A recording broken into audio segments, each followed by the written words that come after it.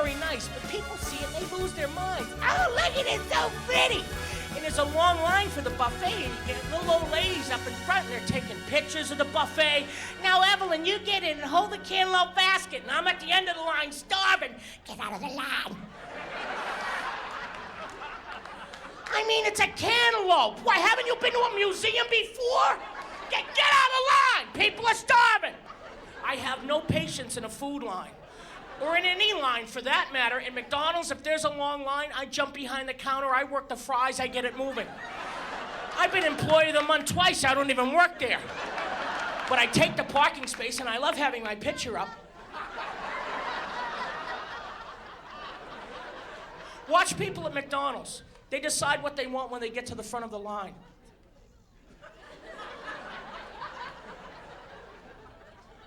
Get out of the line. I knew what I wanted before I parked the car.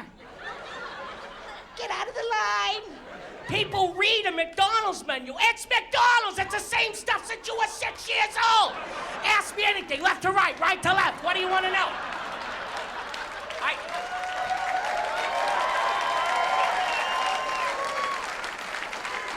I don't do well in lines. No. Starbucks. I need coffee in the morning or I can't talk. I like Starbucks. Good product. They're polite. Lines too long. My first cup can't be Starbucks. I'd be dead by the time I got to the front of that line. I have to stop at Dunkin' Donuts and get coffee to stand in line for coffee.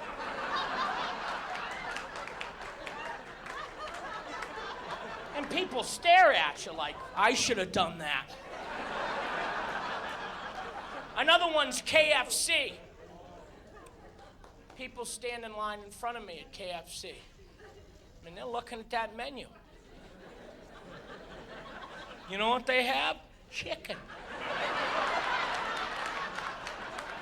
You know what else they got? They got chicken. You want chicken or chicken? Get out of the line. Another one I don't do well. Movie theater concession lines. They got popcorn, candy, and that's it. Soda.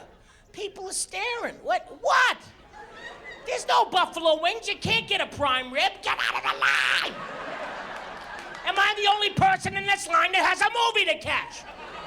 And at the supermarket, I'm like, oh good, she has coupons, you bitch.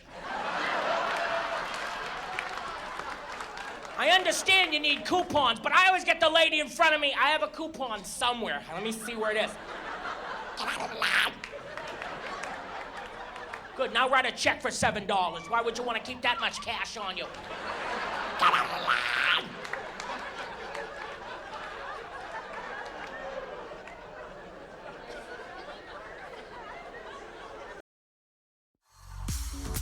Can't get enough of your song of the moment? Download and indulge in the tracks you love over and over again with Spotify Premium. Tune in to discover an ad-free music listening experience where you can play your favorites in any order. Tap the banner to learn more.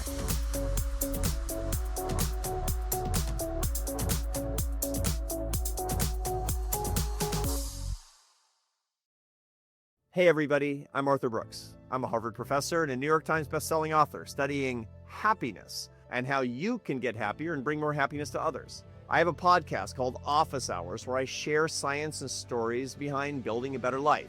From love and work to meaning and purpose, each episode is like a short class in living well. Practical, research-backed, and made for people who want to get happier every day. So listen to Office Hours with me, Arthur Brooks, on Spotify and start building the life that you really want.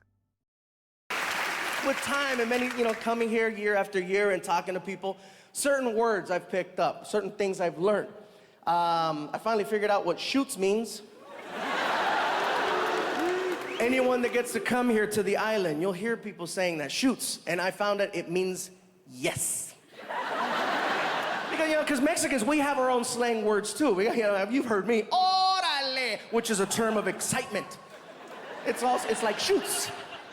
Means yes, but you should have heard the conversation I had. This guy was trying to explain it to me. I go, how come I keep hearing people say shoots? What's going on? Okay, brother, let me break it down for you, all right? Shoots is like saying yes. Ah, okay, cool. All right. So let me see. So somebody says, you want to go to the store? And I say, shoots. Roger that.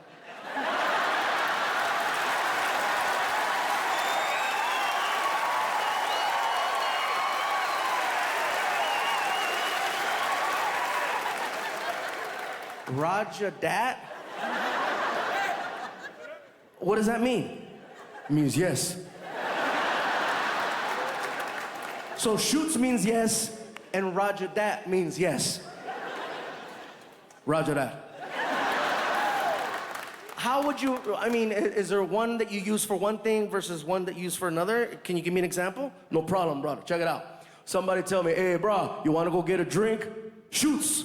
Hey, bro, you want to go titty ball? Roger that.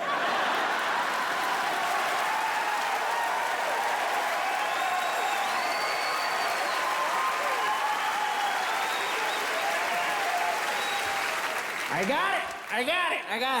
I figured it out. And by the way, for all the people here on the island tonight that are not native, who are extremely light complected.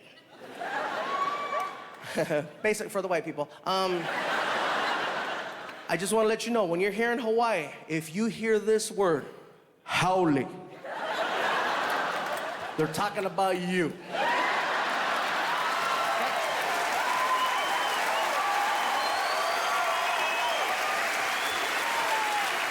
Howly is the word to describe white people. And it's not derogatory. I ask questions and it's not. It's just that, you know, and I asked one guy, I said, where did howly come from? You know, and then one guy said, well, bro, I think many years ago, some white people come here, right? They got drunk and they start yelling, yee-haw! Say, hey, somebody need to take down that howly right there. It's stuck. I'm trying to figure out howly, all right? But anyways, you guys, we've been traveling so many places. We've probably been in about 14 countries in the last 2 months. Yeah. Shoot. We're like herpes. We go everywhere. Twice a year. Anyway, that's bad, I know, right? You guys are so close, man. Like, if I slip, that's it. His show was in 3D, but it hurt. It was terrible. It was terrible. Yeah. Love my mom. Retired. Finally, she's retired. Doesn't work anymore. But this is what my mom's doing with her retirement. She's a DJ. A fucking DJ. Not a DJ at weddings, like a real DJ at an AM radio station with headphones and everything. Like, hey, everybody, it's DJ Josephine. I'm playing Filipino music from the past, present, and future. And it's annoying, because I gotta go to these, like every time I have a show in Vegas, I gotta go to this radio show. My mom tells me to go, Joseph, come to my radio show and thank all of my listeners for patronizing your career. And I have to go and talk to all 40 of her listeners. But here's the part that pisses me off the most. Every time I go in, she acts like she doesn't know who the fuck I am. Right? I walk in, she's like, oh, we have a guest. And then she starts rummaging through her papers. Oh, it says here you're a comedian. Wow. A comedian. Well, tell us how it is to be a comedian. Jakwai?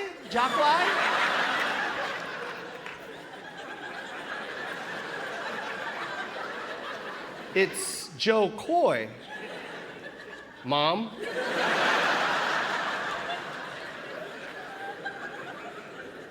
She did not want me to be a comedian at all. This is my 19th year in stand-up, and when I told my mom 19 years ago that I wasn't going to college, she cried. Why, Joseph? Comedian, really? That's what you want to do? There's no future in comedian, Joseph. There's no money to be made in comedian, Joseph. What are you, a clown? You're going to be a clown, Joseph? How about if you get sick, Joseph? There's no health insurance. There's no health insurance. If you get sick, how are you going to pay the doctor? Jokes? Oh, thank you, doctor. What do I owe you? Oh, really? Knock, knock.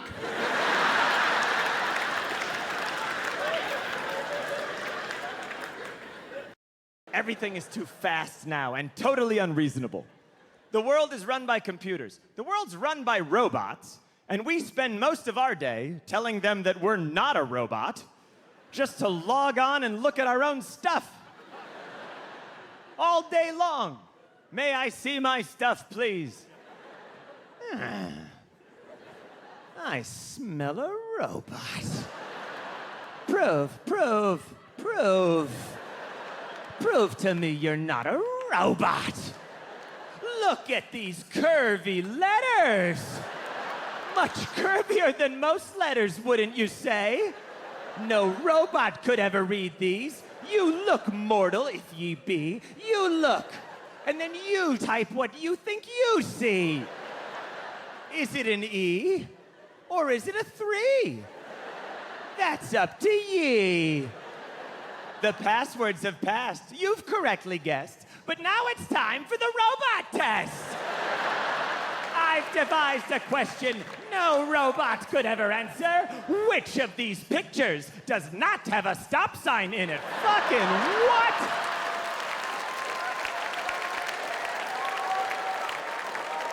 You spend most of your day telling a robot that you're not a robot. Think about that for 2 minutes and tell me you don't want to walk into the ocean.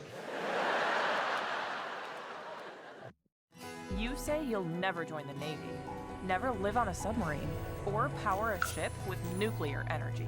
Joining the Navy sounds crazy. Saying never actually is. Learn why at Navy.com. America's Navy, forged by the sea. Sometimes creating an ad campaign can feel like you're talking on mute. But advertising on Spotify is different. We'll help your business.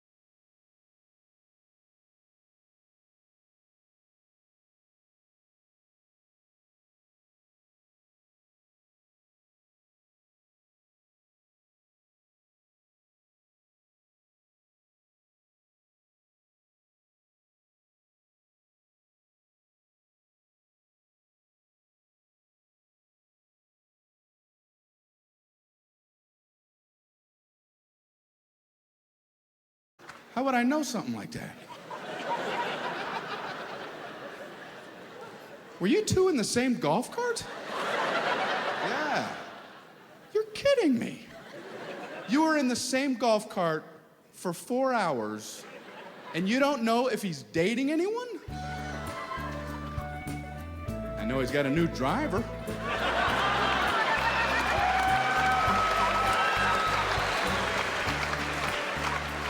How is that possible that wouldn't come up? How is that possible that would come up? At 150 markers right there, you're probably at about 135. Are you dating anyone? You guys are great.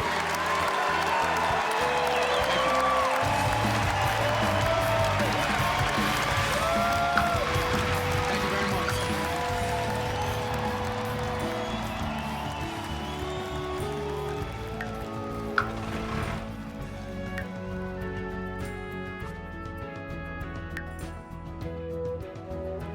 I am the firstborn in my family. There's a lot of firstborn here tonight. It's a lot of us. I like it. We have to stick together. We have it the hardest of all the children. We show up, our parents are not ready for us to be there. They don't have any money. You basically get there, you're like, I don't think I should even be here yet. But they want you to get a job and start helping out. The youngest, you show up, your parents are trillionaires. You live in homes the oldest never even saw. It's like, what's in upstairs? I mean, that's like a home on top of a home.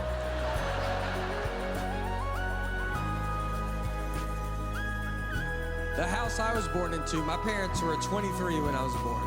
And they rented a home. And then I just talked to them about this, and they said the front door of their home was a sliding glass door.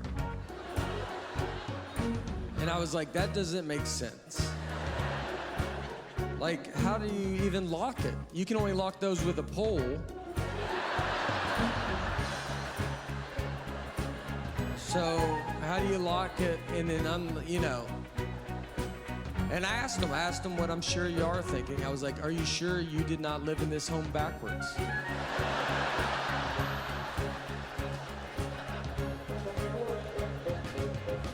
That makes more sense to me than your front door being a sliding glass door.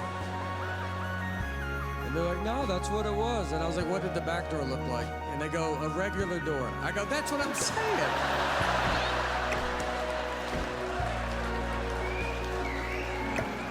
And that's okay. I think you were too young and poor to know what a front door should look like.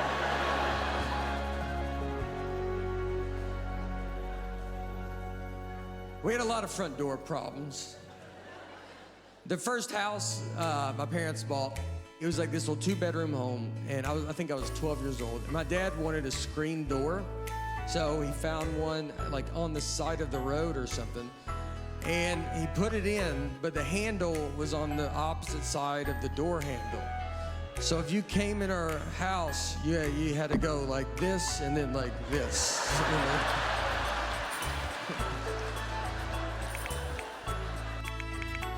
Sometimes creating an ad campaign can feel like you're talking on mute. But advertising on Spotify is different. We'll help your business turn up the volume and reach an engaged audience that's ready to hear and see your message. Learn how Spotify can add more to your mix at ads.spotify.com. Fan armies have squad goals, but you have ad goals. That's why Spotify's Ads Manager lets you choose the objective that works best for your campaign. You can optimize your ad to reach the most people, maximize video views, or increase the number of fans who click through to your website. Whichever you pick, advertising on Spotify is a choice any squad can get behind. Learn more at ads.spotify.com. I hurt my neck in high school, and this is why sometimes if you see me on Ellen or something, I'm sitting kind of funny, or I sit on my knee. I just cannot sit in a couch. It kills me. I was in high school in a talent show. Pow. When I was a kid, you know, like I was a senior, senioritis, and I did this talent show. And I did a dance number to Macho Man. And at the end of the dance number, I would do a backflip, a standing backflip. I could do it because I was in gymnastics. And there's a few red flags in this story, but we're not gonna focus on that. We're just gonna sort of skim over the top. So I'm backstage at the show, at the talent show, and it was held like in a place like this, in the cafetorium where we had our major shit, you know, at the school. And my buddy was in his karate gi, also in Macho Man. And I go, hey, spot me during my backflip, because I'm gonna practice. And then I go, you know what? Don't spot me. I have to do it in an hour. So his job is nothing, just watch the disaster unfold. So I go like this, hi! And I'm supposed to land like this, but I came out of my tug lingo a little early. And I missed my feet. So I went, poof, all on my face. So I bounce up, I'm like, oh, I'm squirting blood. Black paint from the stage. And I get up and the guy goes, you okay? I go, not at all. And I walk away, one knee, blackout. I lose my memory for a solid hour, like hardcore amnesia. And they get like, you know, by the way, when you're a kid and you get hurt in my family, there's sort of an unwritten rule and unspoken, you don't say anything. Like, you're not allowed to get hurt, you know what I mean? I don't know if we had insurance, we didn't, but around our house, don't get hurt policy, unless it's from the parents, you know what I mean? Because there was sort of a you're fine, you know, situation. Like anything, you're fine. I go, my side feels like you're fine. I go, oh, but the bone is sticking out, you're fine. Little back teen. Back teen was literally air. And the parents were like, shoo, we took care of that. I'm like, it's still a little painful because the bone. So I knew that, so I'm like going out going, oh no, this is uncool. And then they brought my mom back and a doctor from the house, and the doctor goes, he's a bit shook up. And I go, is that all you have? Are you from Gunsmoke? You're not saying anything. This isn't a term. I have a category 200 concussion. I have amnesia, dude. All right, if I was in the NFL right now, they would stop the game and chopper me out of there. It would literally be all the other, you know, on their knees like this, you know, the whole team, and then even the other team is like faking it, like, oh man, are you okay? Like, who cares? I'm gonna rest. So the doctor's like, nah, he's a bit rattled. Yeah, he got his bell rung. These aren't things, all right? These aren't medical terms. And then he goes, you better take him right to the emergency room. My mom's like, oh my God, of course. So she goes, Davey, do you want to go to the hospital? Or Pizza Hut? Oh my God, Pizza Hut, they had asteroids. Never went to the hospital, never got looked at, jaw. And then if you ever see me on like Letterman and I got puka shell necklace, it's all puka set. I'm like, oh.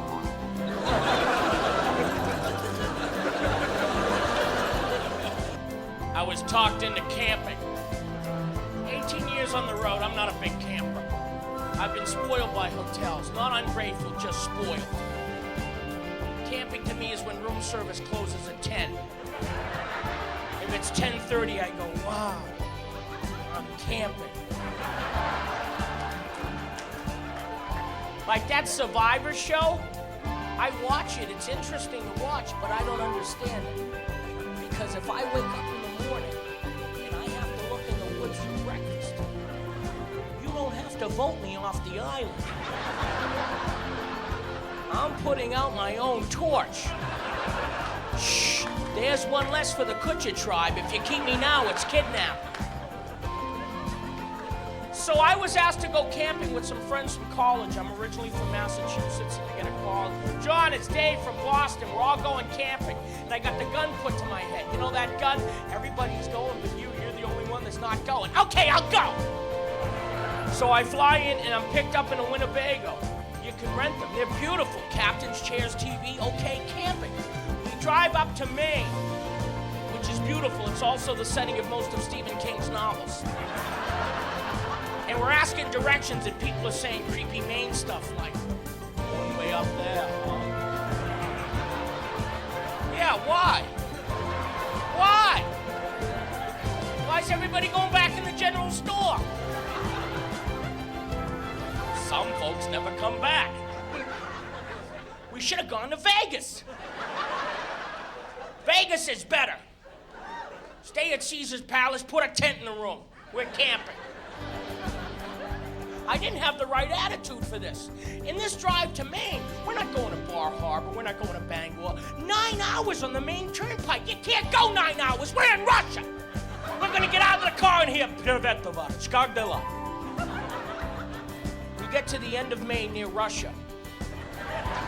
I have terrible allergies, and I didn't bring my allergy medication, so I took a Benadryl. Benadryl works, but it puts you in a coma. It says may make you drowsy. No drowsy, coma. Drowsy is...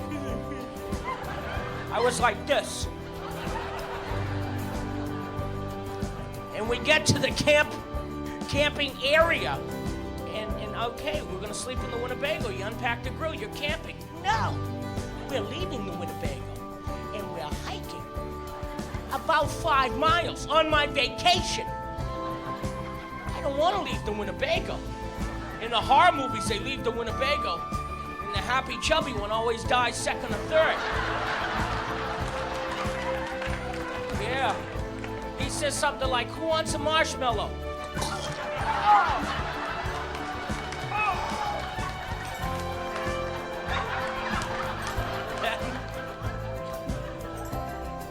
They made me walk because we're losing the daylight. And nobody knew what they were doing, really. Everybody said, oh yeah, we know what we're doing. You need guides up there for a lot of things. You should have a guide, I'm saying. That's what. Well, forget it. We'll go to a hotel. If you don't have a guide, you hear about this every summer.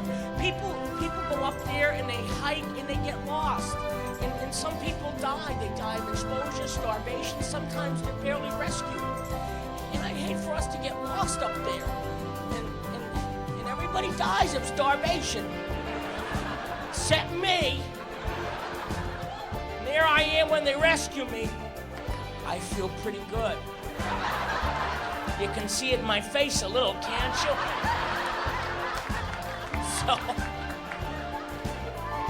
So no, it's gonna be a lot of fun. We'll go on the forced march through the woods in my Benadryl haze so we can camp in tents near a lake because it's a lot of fun.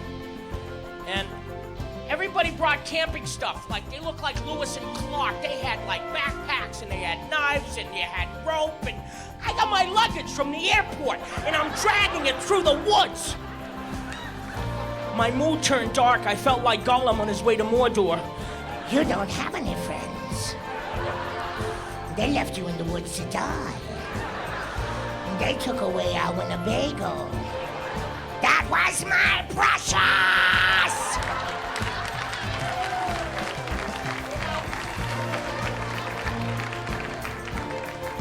John, time to set up the tent. I snapped out of my Gollum, and they told me, they said, if we see bears, don't feed them. First of all, I ain't a squirrel. Come here! Who's gonna claw me to death? Come on! And second of all, we didn't bring that much. He ain't getting anything from me. I'll fight him for the cold cuts. Put down the pastrami, Yogi. Your boo-boo gets it. You can have the coleslaw. That's deli salad. And I'm worried about the bears. They said, don't worry about the bears. We have tents. Whew. He's never gonna get in there. How's he gonna unzip the tent with his paw? Just see a 1,000-pound Kodiak outside my tent going, son of a bitch. How'd he get in there? How was camping, John? I was raped by a bear.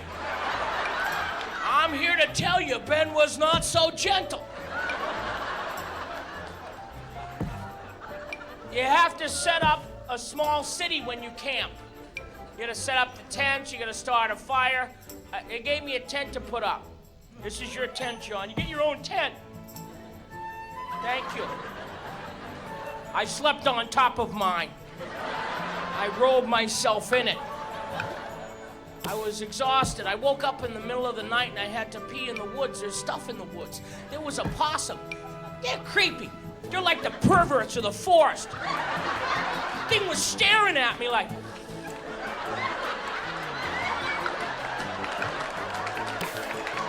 Got a cigarette? Get out of here! Get out of here! I don't like camping! I go back to the campsite, I'm starving. And they hide food from bears. Did you know this? They put the food up in a tree because bears can't climb trees. Well, come to find out, neither can I. So that tree had to come down. I paid the fine and I apologized. So now I'm eating a sandwich next to the fallen tree. And a raccoon comes into the campsite. Raccoon, it was big. I saw it. I went, look at the pony. It's a pony. Bad pony. And the raccoon wanted my sandwich. This, of course, is unacceptable. I chopped down a tree for this sandwich. And raccoons, they're brave. They don't scare. You can't, like, throw a stick at it or anything. You know what I did to scare it away? I did an Ewok from Return of the Jedi. The little furry things, that scared it. It would hiss and I would go, "Ah."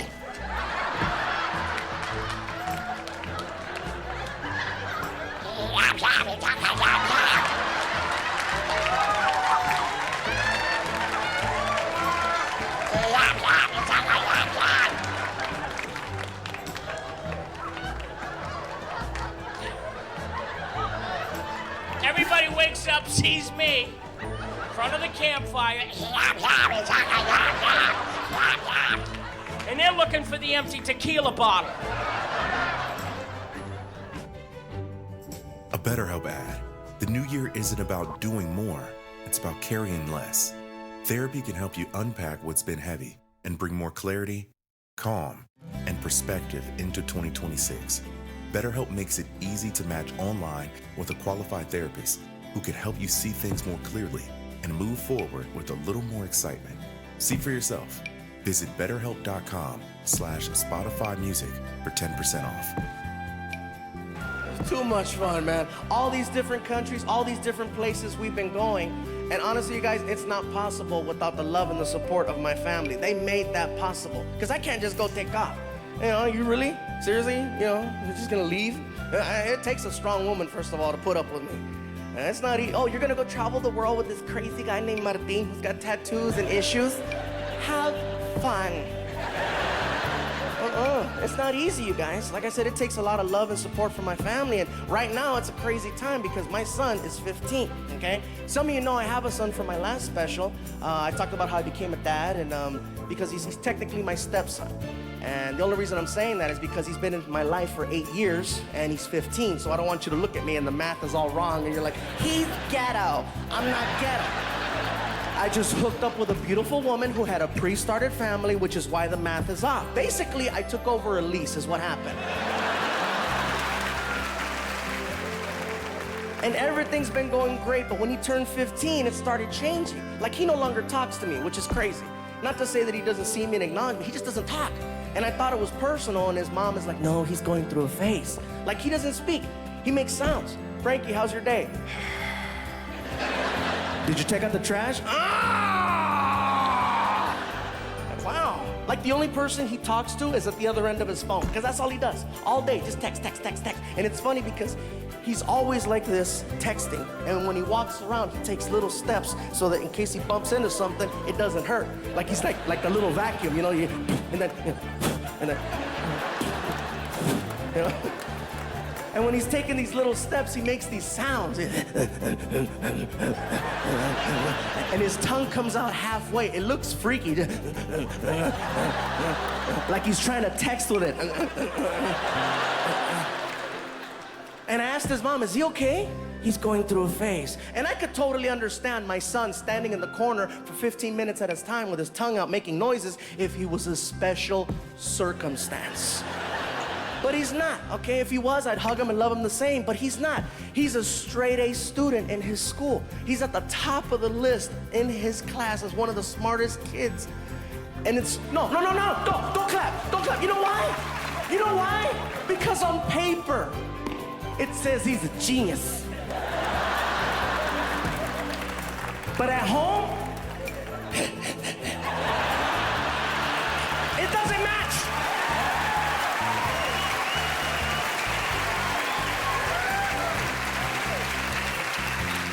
don't get me wrong, you guys. I believe that good grades are important, okay? But you would think with all the different classes that they offer in school, how come they don't have a class called Common Sense? You know what I mean? Make it the easiest class they have ever taken. Make it so easy that it's the exact same class every single day. They don't pay attention anyway. Make it the same. Hello, class. Welcome to Common Sense. Let us begin.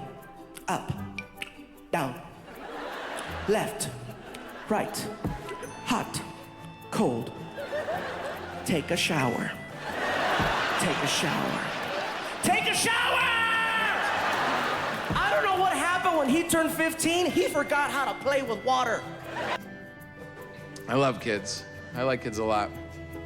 I'm in a good spot with mine. I'm finally done raising them, which is awesome. Yeah, they're 9 and 6. I made it. Took a long time, a lot of ups and downs, but I am done. I'm not even kidding. I really, they don't even need me anymore. You should see their Christmas list. It's not even toys. It's like appliances and furniture.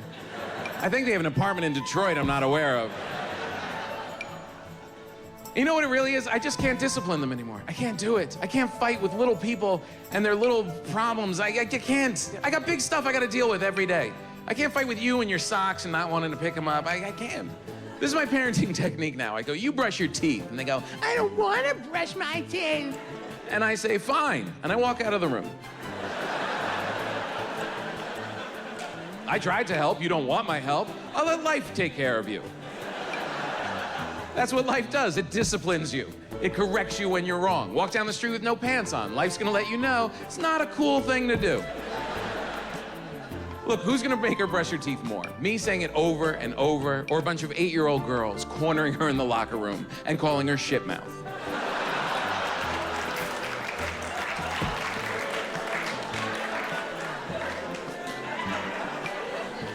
That happens once, she's gonna brush her ass off for the rest of her life. She'll be 50 going, don't call me shitmouth.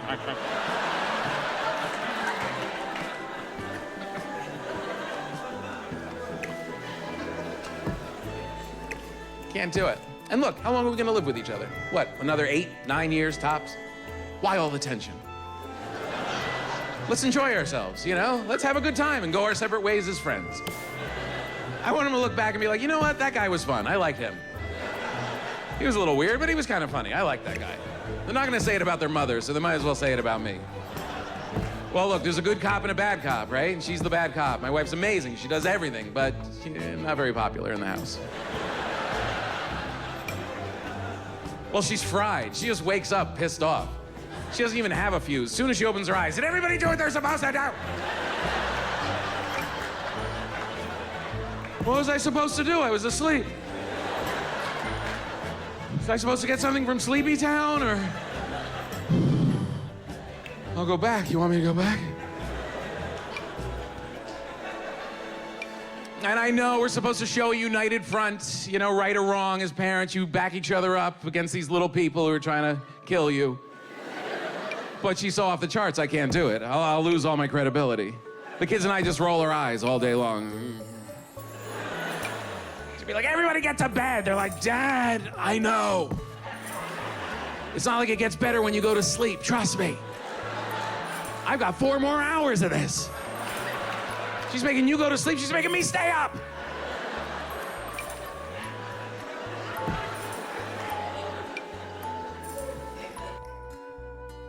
Do you want free internet forever? Yeah, we thought so. That's why Spectrum is giving you just that. Free fiber-powered internet forever when you switch and get 4 mobile lines from Spectrum. No internet bills, no taxes, no late fees. Just fast fiber-powered internet. Call 833-901-0178 to find out how. But hurry, this deal won't last forever. Once more, 833-901-0178. Or visit spectrum.com/free-forever to learn more. Oh, could this vintage store be any cuter? Right? And the best part? They accept Discover. Accept Discover? In a little place like this?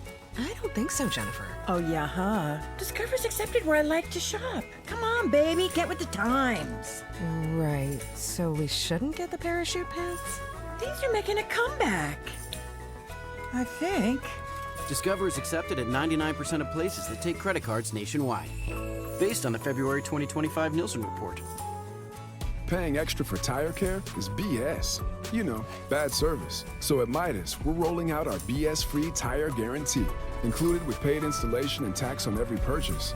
You'll pay nothing for flat replacements, nada for flat repairs, and zilch for tire rotations every 5,000 miles. That's $0 for all that. So with this limited lifetime tire guarantee, you'll pay a whole lot of nothing compared to what the other guys charge for tire care.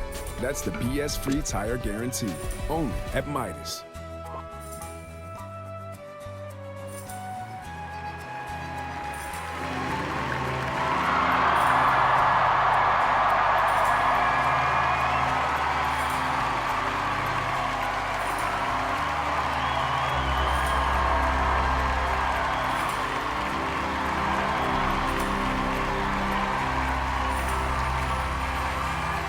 Good evening. Hi, I'm John Mulaney. Nice to meet you. John Bryan, ladies and gentlemen. Thank you for coming to see me at Radio City Music Hall. I love to play venues where if the guy that built the venue could see me on the stage, he would be a little bit bummed about it. Look at this. This is so much nicer than what I'm about to do. It's really tragic. What a historic and beautiful and deeply haunted building this is. I keep walking through cold spots being like, I wonder who that used to be. I've never seen a ghost, by the way. I asked my mom if she'd ever seen a ghost. That's where we're at conversation-wise in our relationship as a mother and son. Because I'm 35 and I don't have any children to talk about. And she doesn't understand my career. So I was home for Christmas and we were just eating Triscuits in silence. And I was staring at the floor and I was like, well, here goes nothing. You ever seen a ghost? And my mom said, yes. Which is the best answer. She said, I never told you this before, but our house when you were growing up was haunted. I said, say more right now. She said, outside you and your brother's room, I used to see the ghost of a little girl in a Victorian nightgown. And then she would walk down the hallway, and then she would evaporate. And then my dad said, let's change the subject. And I think he was just doing that dad thing of like, this is a weird topic, and I want to talk about a book I read about World War II. But the way it came off was that he definitely killed that little girl. Let's change the subject. Why are we even talking about Penelope or whatever her name was? I didn't kill her. Whoever did kill her only did it to protect her from this world. None of us really know our fathers. Anyway. I'm no one to talk, man. I lost 10 pounds for this thing. And then, oh, thanks. And then yesterday they told me television adds 10 pounds. So basically I just wasted my time for a couple months. I don't understand nutrition. I heard a nutritionist on the radio say something like you should eat breakfast like a king, lunch like a prince, and dinner like a pauper. But I think I wrote it down wrong.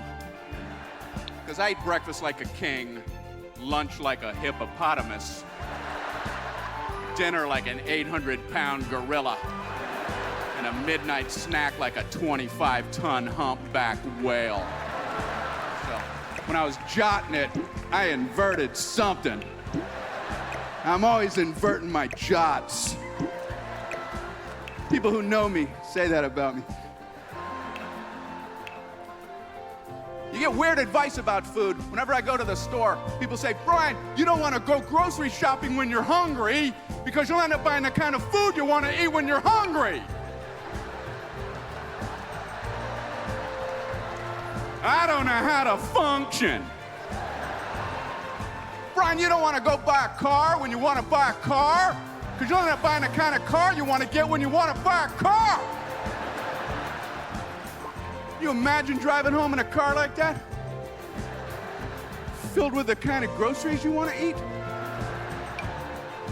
You'd be the laughing stock of the cul-de-sac. I'm trying, man. I got a juicer. I got a big, giant juicer. You put the fruit or vegetable in the hole in the middle, besides the spout. That's for the juice. I'm not sure why I'm explaining to you how a juicer works. Yeah, we get it, Chuckles. This side's the bad side. You don't want anything that goes in that direction. First thing I tried to make, this is true, was banana juice. Not realizing a banana has about 0% moisture. How would I know? I took the manual, tossed that right in the trash. Peeled a banana. This is the first thing I put in this machine.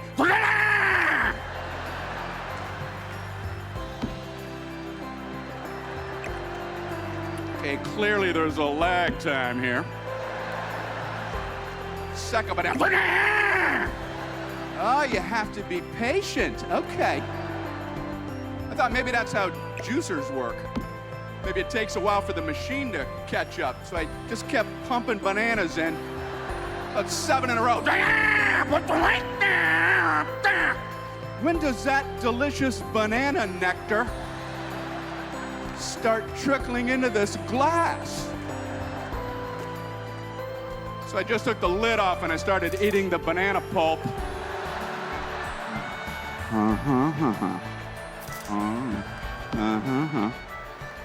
Which is very similar to eating a banana.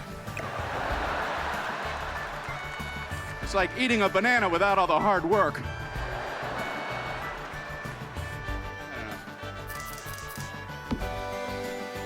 As a mom, comforting my family is what I do best. Vicks Vapor Stick provides soothing non-medicated Vicks Vapors in an easy-to-apply stick, and it dries fast, so there's no mess. I use it to comfort myself and my family. Thanks. Vicks Vapor Stick, soothing comfort for the whole family. And try Vicks Vapor Shower Max for steamy Vicks Vapors when you need more comfort for yourself. Use as directed.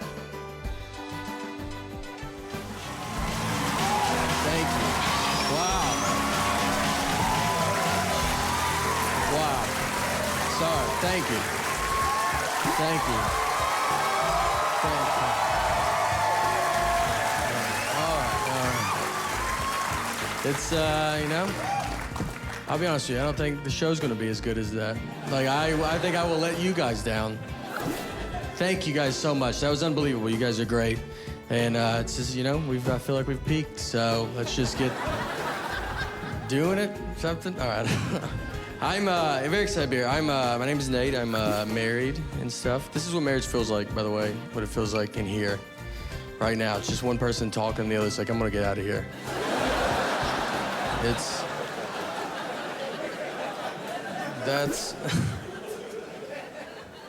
I'm from Nashville, and me and my wife, we were in Nashville last summer, and we went out on the lake with some of our friends, and we were like floating around the water, and there's a guy in a boat like right next to us, and my wife was like, oh, that's my ex-boyfriend in that boat. Now, I didn't know who he was, so she didn't have to say that at all, you know? She was just basically like, you having fun? Because I like to put a stop to that. And make you stare at this guy the rest of the day. So I'm like staring at him, and then I look at my wife, and she's staring at him, and I feel like she's staring at him to see what her life would be like if she didn't marry me. So I started staring at him because I was like, I'm gonna see what my life would be like if I didn't marry her, you know? And we were putting so much pressure on this guy, and we stared at him for a while. He did nothing exciting at all. And, you know, we looked back at each other and just realized, you know what, we don't have a boat. That's the only difference. My friends were like, you should have went and tried to fight him. Why didn't you go fight him? And I was like, well, I would have had to swim over to that fight. So I don't know how intimidating that is for a guy to see a head in a life jacket floating his way. And then I gotta get in the boat, you know? Like, have you ever tried to climb into a boat from water? It's not aggressive. It takes an hour if no one is in the boat. Like, if he's in there, I'm never gonna get in. I would need his help. I'd be like, could you help me into this boat? I can't tell you why, but I really need in this vote.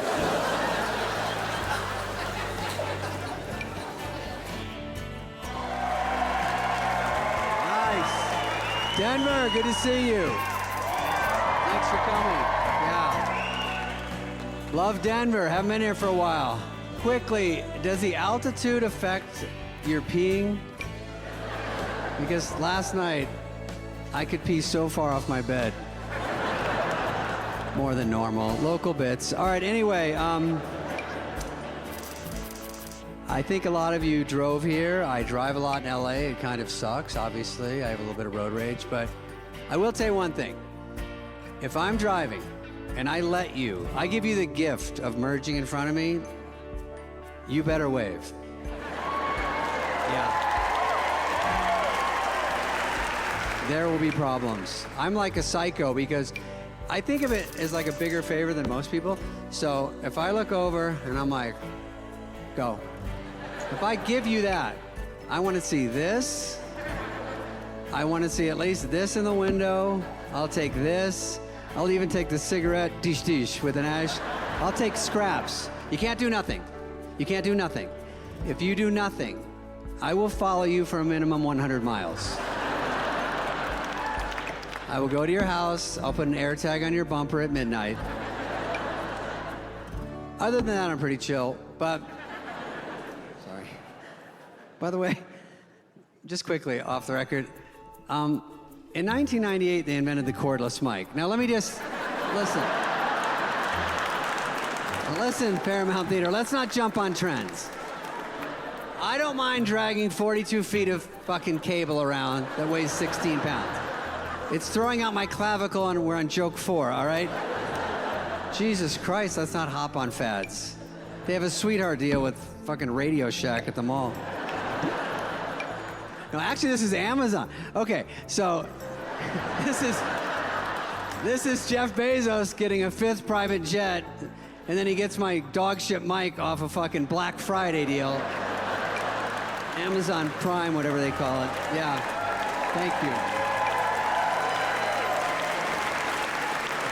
On the only night that matters. Great. Stick your hand in there. Yeah. God damn. I love that Amazon gets it from Amazon. That's...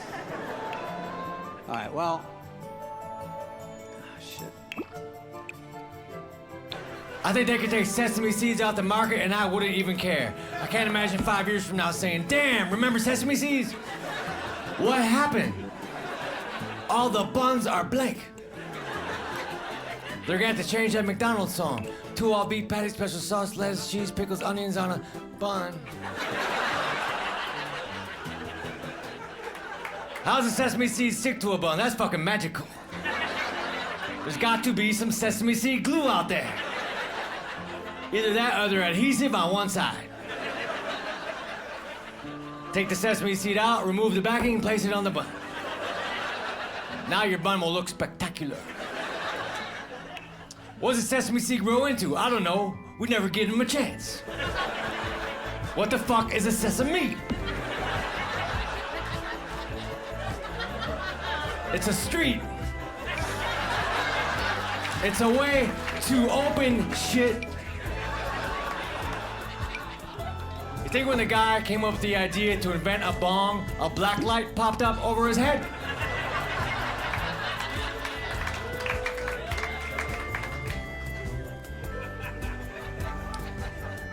I shouldn't do this joke because it's gonna ruin my cover, but I like the FedEx driver because he's a drug dealer and he don't even know it. And he's always on time. I remixed the remix, it was back to normal.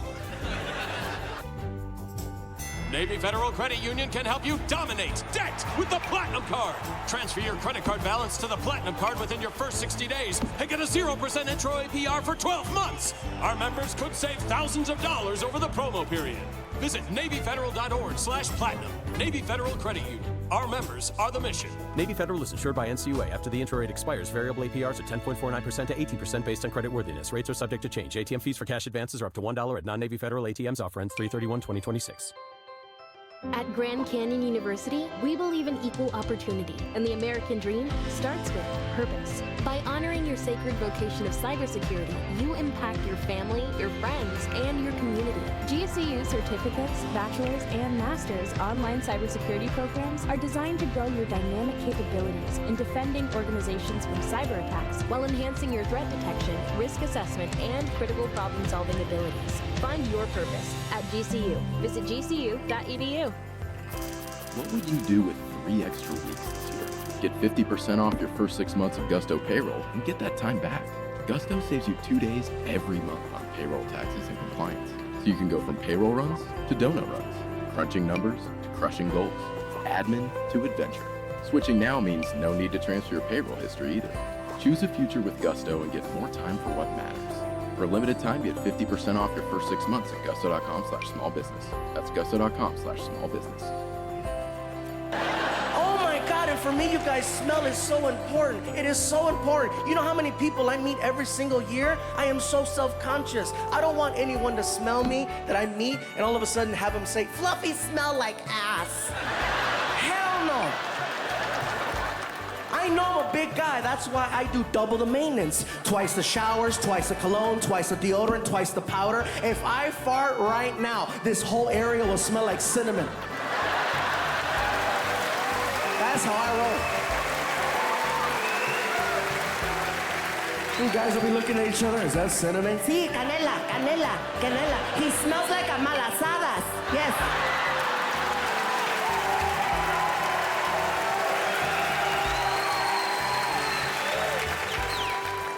What's a malasadas? It's a ball of dough with good stuff in it wrapped in cinnamon. Tastes delicious. Anyway, like I said, you guys, for me, smell is so important. You know, and the fact that my son at 15 now is you know, his body's becoming an adult, even though, you know, and I try to tell him, and he always forgets and blah, blah, blah. And it wasn't until his PE teacher called us up and told us that what he was doing is he's leaving his PE shirt in the locker over the weekend instead of bringing it home to wash. And so that shirt just broils and simmers in those kid juices. And then on Monday when he puts it on, it's all hard and yellow and just, you know, nasty. And they told us, your son is smelly. And I'm like, oh, hell no. I took his ass to the store and I bought him a 10-pack of that Right Guard gel with a little click on the bottom. And I showed him, Frankie, look. Every day, twice a day. That's what you gotta do. And every day it's an issue. Did you put on deodorant? I went back to the store and I bought 10 more. And I came back to the house and I started strategically placing them all over the house. One in the front door, one at the back door, one in the hallway, one in the kitchen. So no matter where he's at, hit it, right? He hated that because the neighbors would come over the house and I'd have to explain why there's deodorant everywhere, like it's a new type of potpourri. And then he starts hiding the deodorant and then he starts lying about it. And I'm like, I'm sorry, but teenagers can't lie. They're too fidgety, they're uncoordinated, they look away, they stutter. They can't focus. I asked him, did you put on deodorant? Are you sure? Yeah. Come here. I'm gonna smell you. You don't believe me? No. That sucks. Are you wearing the gel deodorant that I bought for you? All right. Take your finger, stick it under your armpit, and then pull it out. Why? Because if you're wearing the gel deodorant that I bought for you, when you pull your finger out of your armpit, your finger's gonna be shiny. It's gonna look like you have lubricant on it. What's that? Shut up. And then he tells me, I'm wearing dry deodorant. Oh, really? I don't remember buying that. And I got in his face and I said, look, Frankie, you don't have to lie. I'm here to help you. I'm not here to hurt you. I said, do you like girls? Yeah, okay, good. Well, guess what? They don't like it when you smell. They like it when you smell fresh and clean. You don't have to lie. I'm gonna let this go. But if I catch you lying to me again, that's when he freaked me out and he did this. What?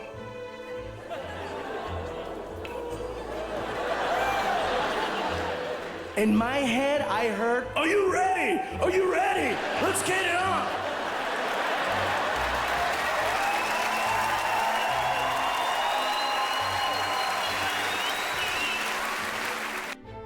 Moving on to France.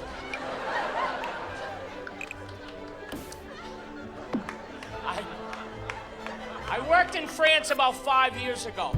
I was there for 2 months. I did a movie, and I enjoyed France. You know, not everybody was all warm and fuzzy. Panette is actually a French name. But it's not like I walk off the plane and Lumiere was there. Be our guest, be our guest. No. And you have to know French, and you have to speak it well. If you don't speak French well, they get very upset. I stayed at a 5-star hotel, and I went up to the concierge, and I said, excuse me, do you know where I can get some breakfast? Je me comprends pas, monsieur. You know what I'm saying, you little bastard. You're watching CNN in English. Where's breakfast?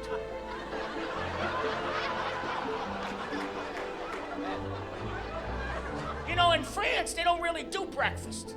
It's not like the thing. Breakfast is called English breakfast. There's no breakfast. They call breakfast petit déjeuner, which means no food till noon. They give you a croissant and a cup of coffee. I have a croissant and a cup of coffee on the way to breakfast. Where's my breakfast? Some things were great. The bread, oh, it was good bread. And their reckless disregard for how bad butter is for you never failed to impress me. For a little stretch, I was getting cheese every meal. That'll get you after a while. Look what we have for you, some more fromage. I don't want any more cheese! I would like to go to the bathroom this millennium. I'm pounding Metamucil in beer steins. You're giving me cheese. So, I worked on a movie set, and there was catering at the movie set. Usually it's great. But this was a little mom and pop operation. And the French have very eclectic taste in food. You could get, you know, pigeons, snails, cow brains. One time, for lunch, for 40 people, the caterer fed us rabbit. Who does that? Who says we got 40 people coming over? Everybody likes rabbit, right?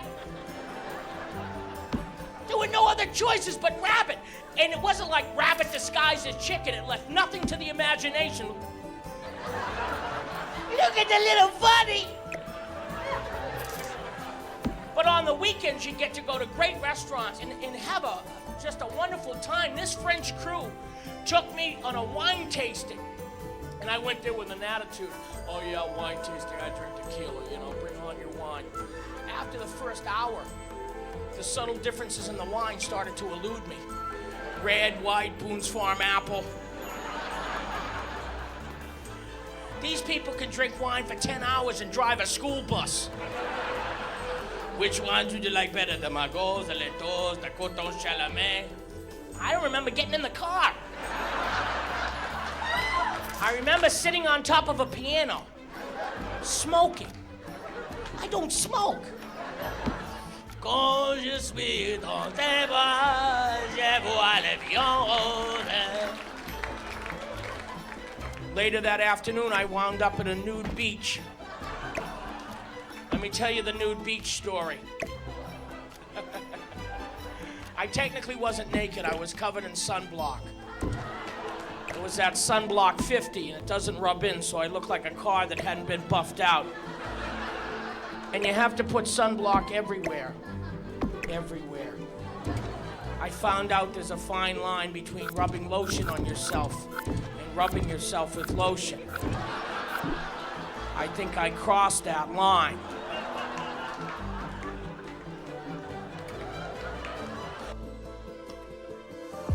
Spotify Premium is the best way to upgrade your listening experience. Enjoy your music fully when you play songs in any order. Download them offline at higher quality and listen to them ad-free. It's what your ears deserve. Tap the banner to learn more.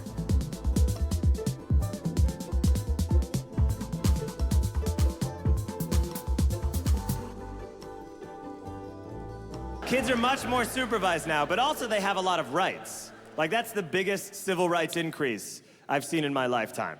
The rights of children have gone through the roof. I had no rights when I was a little kid. I remember one time I walked into a supermarket by myself. I walked in through the double doors, and the woman behind the register just looked at me and she went, "No!" And I went, "All right," and I turned around and left. That's how broken I was.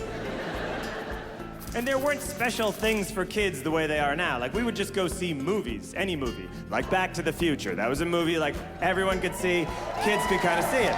Great movie, right? I rewatched it recently. It's a very weird movie. Marty McFly is a 17-year-old high school student whose best friend is a disgraced nuclear physicist. And I shit you not, they never explain how they became friends. They never explain it. There's not even in a lazy way, like, hey, remember when we met in the science building? Like, they don't even do that. And we were all fine with it. We were just like, what? Who's his best friend? A disgraced nuclear physicist. All right, proceed.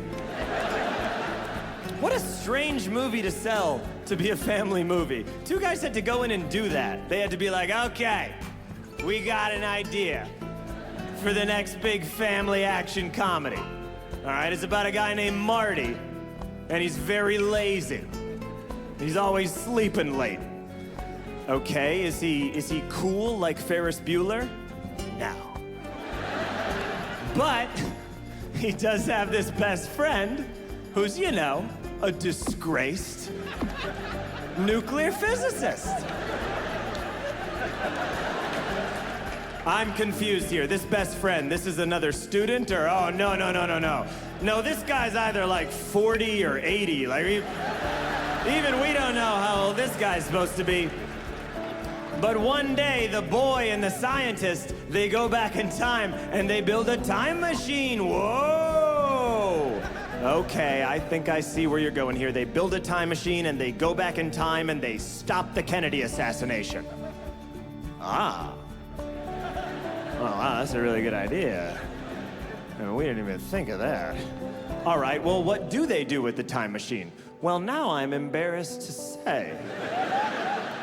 All right. We thought it would be funny, you know, if the boy, if he went back in time and, you know, he tried to fuck his mom. I don't know. We thought that'd be fun for people. But no, good point. No, he doesn't get to. But because this family friend named Biff, he comes in and he tries to rape the mom in front of the son. The dad's gotta beat the rapist off of her. And also, we're gonna imply that a white man wrote Johnny Be Good, so we're gonna take that away from him.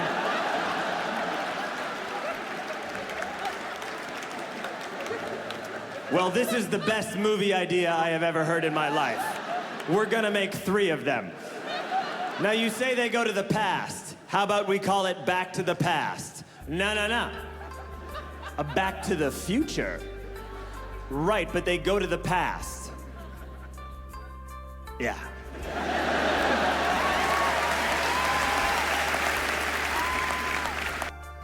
I have to admit, I'm a little disappointed by the number of Tim Hortons in town. There's some, but you go to some cities in Canada, and the number of Tim Hortons is uncomfortable.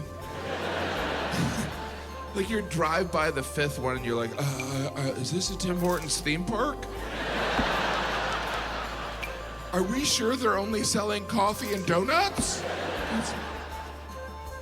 Canadians, you guys are always like, that's our Dunkin' Donuts. That's our Dunkin' Donuts. Yeah, in America, we don't have Dunkin' Donuts on every block. Tim Hortons is like America's stop sign.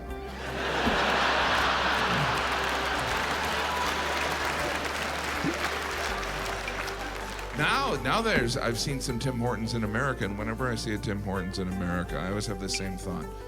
Don't force your culture on us. Yeah.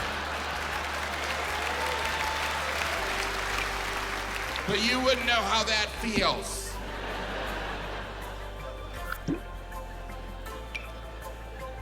Last week, I went to a Canadian Tire store. I don't want to brag. I was kind of surprised to find out they sell more than tires. I don't know why I would think they'd only sell tires. It's not like the store is called Canadian Tire.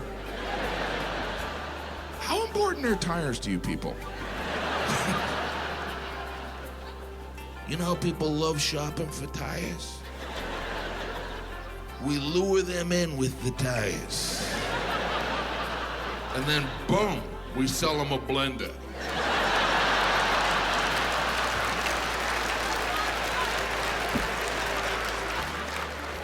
Nobody in Canada even sounds like that guy.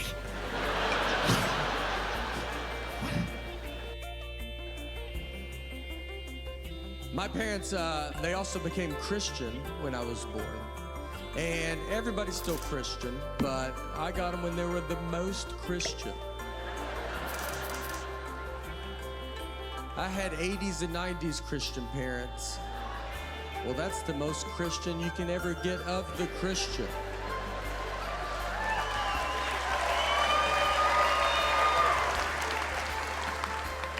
I think Jesus had more fun than I did.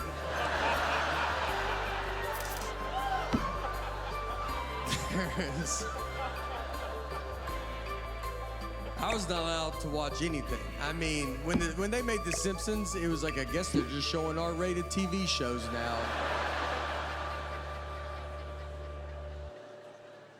And I'm not complaining about my parents. My parents did a great job. I was just naive a little bit longer than most kids were.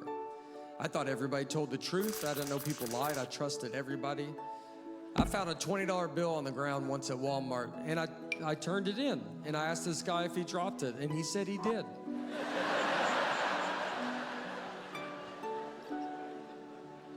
I was having a sleepover one night. We was 12 years old, and so a bunch of 12-year-old boys, we got sleeping bags in the living room floor. It's a very fun night. At the end of the night, I did not know they were gonna do this, but at the end of the night, they're like, we're gonna watch Friday the 13th. So I stand up in front of them alone, and I say, I don't think I'm allowed to watch this.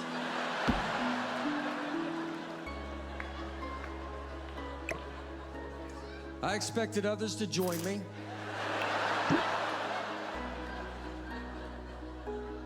When no one joined, the kid's mom came over to she was just trying to save me the embarrassment. She's trying to be sweet. And she goes, you know what? She goes, maybe just don't tell your parents about it. And I said, that's gonna be pretty hard because I've already called them and they're on their way.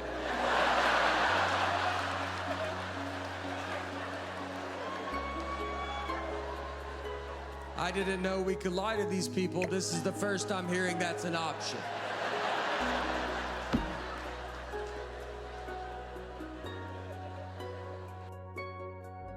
You say you'll never join the Navy. That you never track storms brewing in the Atlantic. And skydiving could never be part of your commute. You'd never climb Mount Fuji on a port visit. Or fly so fast, you break the sound barrier. Joining the Navy sounds crazy. Saying never actually is. Start your journey at Navy.com. America's Navy, forged by the sea. You can swirl it, you can sip it, but the best way is to share it. Hey y'all, I'm Deanna, a team member at my local Chick-fil-A. And a little thing I love about the Chick-fil-A chicken sandwich and new frosted sodas and floats is how well they go together. You get that bold flavor of the Coke mixed with the smooth deliciousness of the vanilla ice cream. You have a juicy filet and a smooth, creamy float.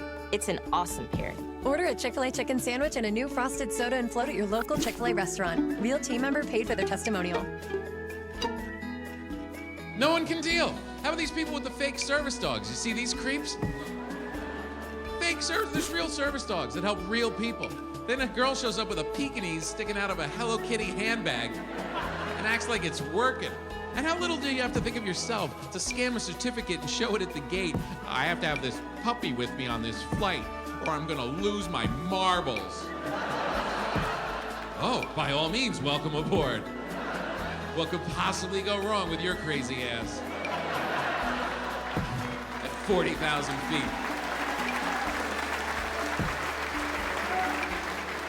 I got on a flight the end of last year. There was a woman next to me. I'm not making any of this up. Middle seat. She turned to me. She had a chihuahua and a baby Bjorn. I swear to head, penis, legs, and dog arms. The look of humiliation in this animal's face. He was just like, I apologize. We normally walk. We've been walking up till now. I'm gonna have to get pants. This is upsetting.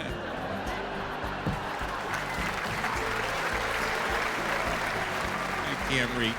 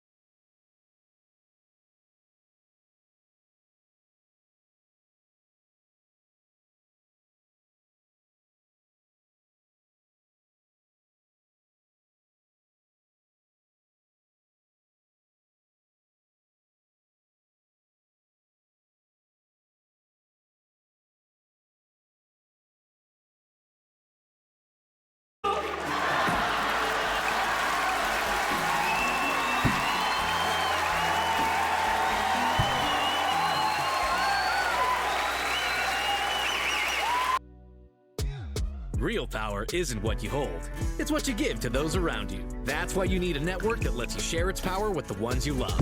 With Total Wireless, you and your family can get 4 free 5G phones for just $25 a month per line. Now that's a total power move.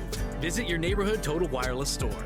Offer ends April 15, 2026 or while supplies last. Device taxes and fees may apply. Requires new activation on a total base 5G unlimited plan. Port in and ID verification requirements vary by device. Limit to 4 devices per account. Sometimes creating an ad campaign can feel like you're talking on mute. Hello? You guys hear me? But advertising on Spotify can help your business turn up the volume. Our easy-to-use ads manager lets you create new audio ads from scratch or repurpose existing video assets. We'll deliver your ad to an engaged audience that is ready to hear and see your message. It's that simple. Learn more at ads.spotify.com. Hi, it's Katie. I'm excited to let you know that you can watch video episodes of Crime House Daily Night Watch on Spotify.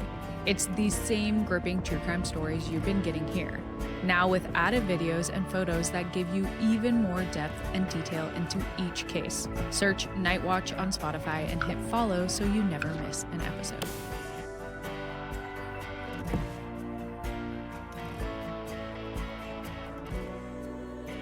I tried the Subway diet because I'm on the road 35, 40 weeks a year, and there's a Subway everywhere. And Subway's pretty good, but that Jared guy, he went every day for a year. Were you stalking a girl behind the counter?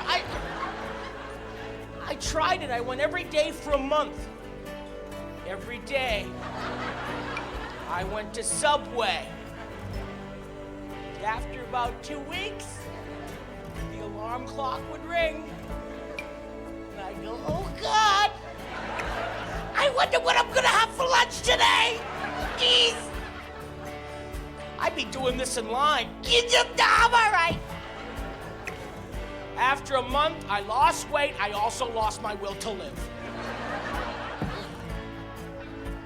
I burnt out on Subway. I'd still go to Subway. If I was starving in the desert and I saw a Subway, I'd go, wow. Well, let's walk a little further. We can come back if we have to. Strange, the passage of time. I'm not that old. I'm 35. That is not old. But I am in a new phase right before old called gross. I never knew about this, but I am now gross. I am damp all the time. I am damp now, and I will be damp later. Like the back of a dolphin, my back. I am slick. The butt part of my pants is a little damp a lot. And I don't think it's anything serious, but isn't it though? And I'll be sitting at a restaurant and I'll get up and I'll be like, what did I sit in? And it was me. I'm gross now. I've been talking through burps. I never used to do this. When I was a kid and I wanted to burp, I'd be like, silence! Blah! Now I'm trying to like push them down and muscle through them. I'll be at dinner just doing the bread and the seltzer, filling up like a hot air balloon. And then I'm like, did you say that you were going to Italy? We have a travel agent. She has a travel agent. I'm going to the kitchen. Does anyone need anything? Does anyone need anything? Just take a pause, John. I'm gross. I have hair on my shoulders now. I don't even have a joke for that. That's how much I hate that shit. I was sitting up in bed a few weeks ago like, life. And my wife was rubbing my shoulders, which was very nice of her. But then she started singing to herself. Monkey, monkey, monkey man. Monkey, monkey, monkey man. Not at me. Not to be mean. This was a song from deep in her subconscious. I don't even think she was aware she was singing it. But it was certainly not the first time she had sung it. I don't know what my body is for, other than just taking my head from room to room. And it's not getting any better. I'm 35, but I'm still like, hey, when am I gonna get big and strong? This is it. This is it. It's just gonna be this. I'm like an iPhone. It's gonna be worse versions of this every year. Plus, I get super hot in the middle of the afternoon for no reason. My roommate, he dances for a living. He's a Chippendales dancer. It's so fun. Oh my god. Guy got some body like a rock. All right, I'm big, good looking. I shave my levels. All right. Squeaky cuckoo kiki hoo. Here I go hoo. Swear, I caught him doing that too. I guess that's part of the job. Gotta shave my. Caught him in the morning when I woke up and the door was open. He was right there in my bathroom, shaving this, thing. You know, over the sink, for crying out loud, you know? You know, my toothbrush is in there, you know? It freaks me out. I ask him, I go, man, why do you do that? Why do you shave here? And he goes, because, like, let me tell you, okay? Like, I'll be dancing, you know, like this, and the G-string gets caught and tangled in the hairs. And, like, they pull the dollars out in pinches, you know what I'm saying? Yeah, so yeah, it happens to me too. All right, cool.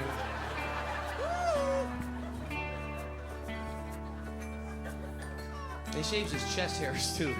Shave my chest. Yeah, he shaves the chest. I mean, when the guy gets hair, let it grow, for crying out loud. But no, I shave it because girls like a smooth chest, so they can touch the muscles. Yeah. No, not good. That's what he tells me. A lot of chicks. Smooth, yeah. That's just. And then he tells me to do it. You should do it too, you know? I don't even got a chest, you know? I got like a nipple on a rib kind of thing going on. That's my thing. I could be a male dancer at Denny's, you know what I'm talking about? That's where... All right, you want some pancakes? Boom. Boom. Quack, quack. Boom. All right, grand slam. Boom. Erotic city, quacky schmacky.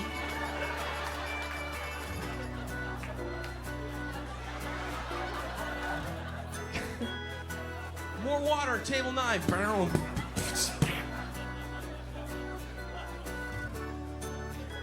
I went on one of his Mel Dancer runs. You want to come along? Like, I'm like, yeah, okay, let's go. Can I play the siren? It's like a ride along. We went to Irvine, and we went to the Marriott. The Marriott, there's a bachelorette party going on. And he dresses up as a police officer. Any women familiar with him? He dresses up as a cop. He looks like a cop. The girl be opening up her presents. The little bachelorette goes, Oh my god, thanks. and he'll come in. Hello, stay with her? And they freak out. Oh my god. Oh my god. What's going on? Oh my god. Cheryl, come here. Cops are here. Yeah, do you own a blue Camaro? Yeah, I'm gonna have to give you a ticket. Oh my god. Boom. Boom. Quack, quack. Boom. Oh my god. I'm holding the radio. Yeah, do it. Go. What an idiot.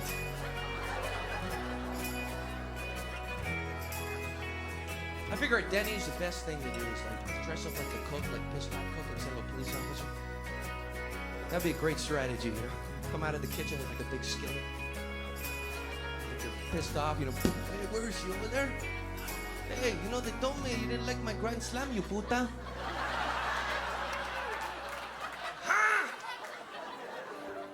They'd be freaking out. Oh my god. Oh my god. Frida, you do. Oh my god, no! It's Grand Slam, no offense, but it's supposed to come with sausage. There's no sausage.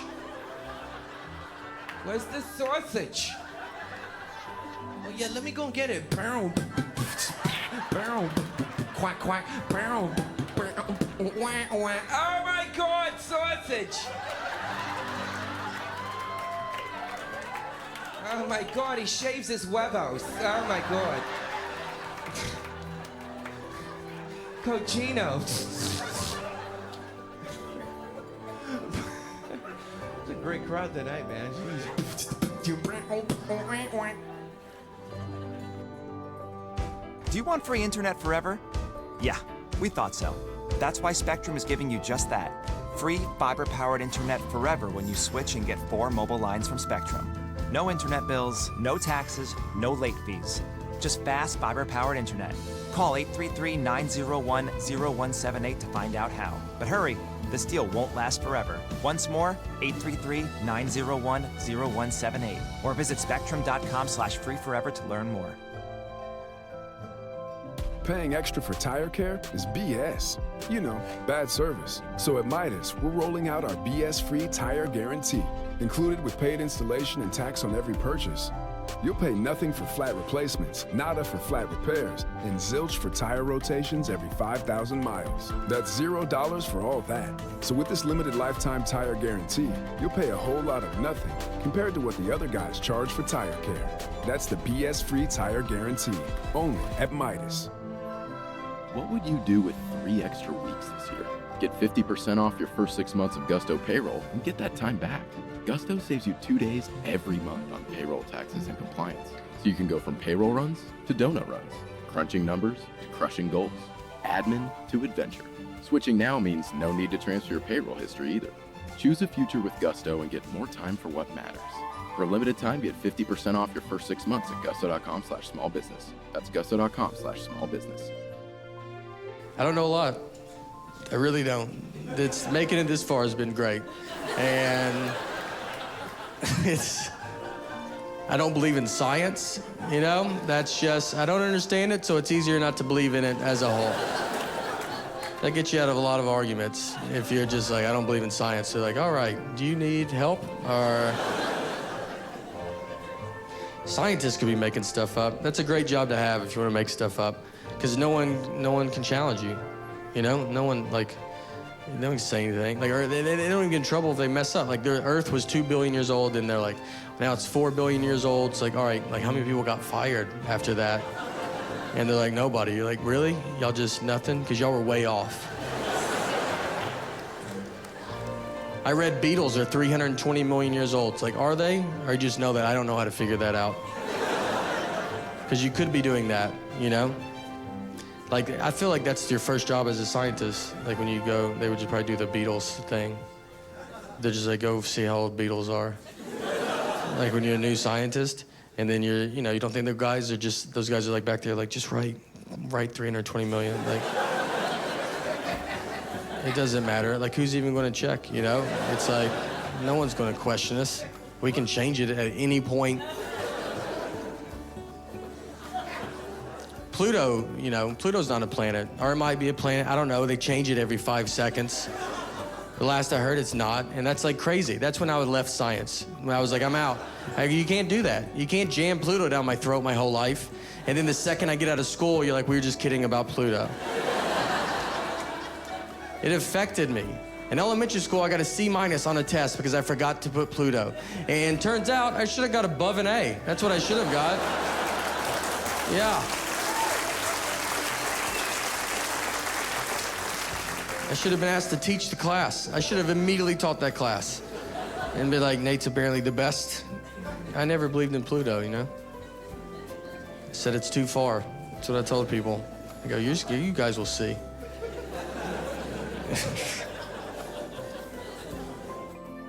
But I have a newfound respect for doctors, I do. Because when you think about it, unless we're sick, we listen to absolutely nothing doctors tell us. They're like, you should lose weight. Never gonna happen. What else you got? You should exercise. Does eating French fries count?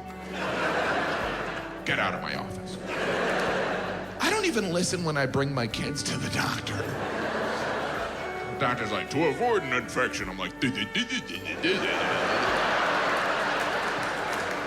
my wife's like, what'd the doctor say? Don't pick the scab. I don't listen to nerds. That was the only time I would ever see a doctor is when I bring my kids in. Sometimes I try and horn in on a pediatric appointment. The doctor would be like, how's little Mikey doing? Mikey's good, he's good. He's a little worried about this mole I have on my arm. Yeah, I explained to Mikey that I've always had the mole, but Mikey thinks it might have changed colors.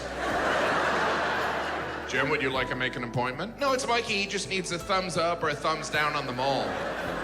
I know Mikey doesn't want to play the Hippocratic Oath card, but you have to tell us, don't you?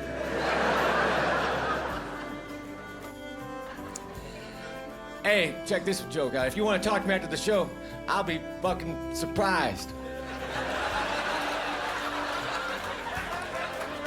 I'm gonna have to have some liner notes for that joke. Like, during that joke, he points to the back. So people get the full experience. I'm gonna do a bunch of jokes that require the actual seeing me, and the CD will piss people off. Hey, what do you think of that shirt? Where the fuck, man? That's ridiculous. God damn, look at that haircut. You're fucking nuts, dude. Those people will not get the full experience of those jokes. Hey, if you find yourself lost in the woods, fuck it, build a house. Well, I was lost, but now I live here. I've severely improved my predicament. I bought a house, it's a 2-bedroom house, but I think it's up to me how many bedrooms there are. Don't you? Fuck you, real estate lady. This bedroom has an oven in it. This bedroom has a lot of people sitting around watching TV. This bedroom's over in that guy's house. Sir, you got one of my bedrooms. Are you aware? Don't decorate it. I got a king-size bed. I don't know any kings, but if one came over, I guess he would be comfortable. Oh, you're a king, you say? Well, we won't believe what I have in store for you. It is to your exact specifications. I did not know you guys were all the same size. I think I can set your lady up, too. When I was a boy, I laid in my twin-size bed, wondering where my brother was. I don't have a microwave oven, but I do have a clock that occasionally cooks shit.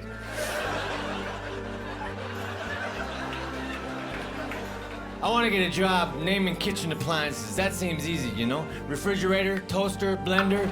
You just say what the thing does, then you add Kitchen Appliance Naming Institute. What does this thing do? It keeps shit fresh. Well, that's a fresher. I'm going on break.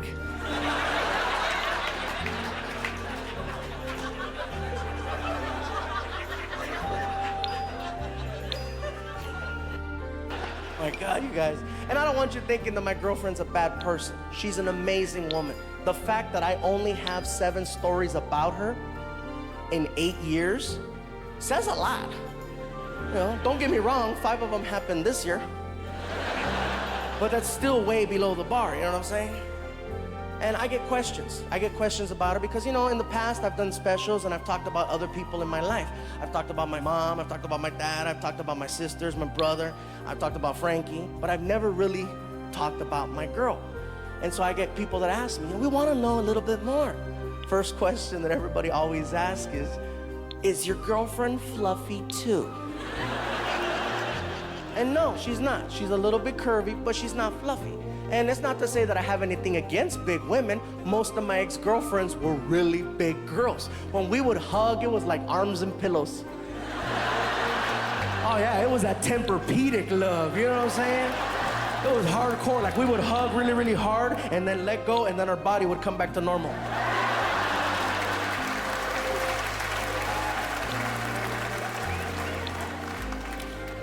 Another question that people ask is your girlfriend also Mexican? You know, is your girlfriend Mexican? And yes, she is, but that doesn't mean anything because I have dated the rainbow, okay? That's just where it landed, you know, I just, you know. Oh, look. It's just where it landed, all right? You know, the crazy part with my girl is that she doesn't have traditional Mexican features, all right? She could pass for white. Which is funny because the first time I introduced her to my mom, it was quite the show. I take my girl to go meet my mom for the first time, and you know, my mom, she would come to the door. She'd come to the door if she sees you pulling up in the driveway. She opens the door and just waits for you to get there and greets you at the door. So I'm pulling up, right? Gets to, she comes to the door and she sees me opening the door and this white girl comes out, right? And she starts cussing me out from the door. ¡Sácase, cabrona, de aquí! ¿Qué chingados andas haciendo con esa güera? ¡Sácame esa güera! ¡Get the white girl pa' allá! ¡Saca la white girl pa' allá!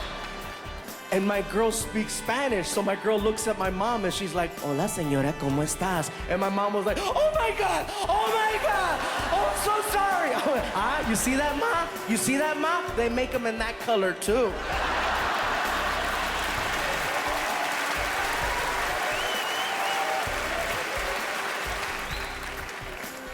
Another question that I get about my girl is, how did you guys meet? Did you meet at a show? And actually, no, we didn't meet at a show. We met at a bar. And see, some of you are like, I don't know about that one. A lot of people don't like that one. They're like, oh, really, a bar? That's not a good way to meet someone. No, it's an honest way to meet someone. We were both drunk when we met, which I find ironic considering she has issues with me drinking now.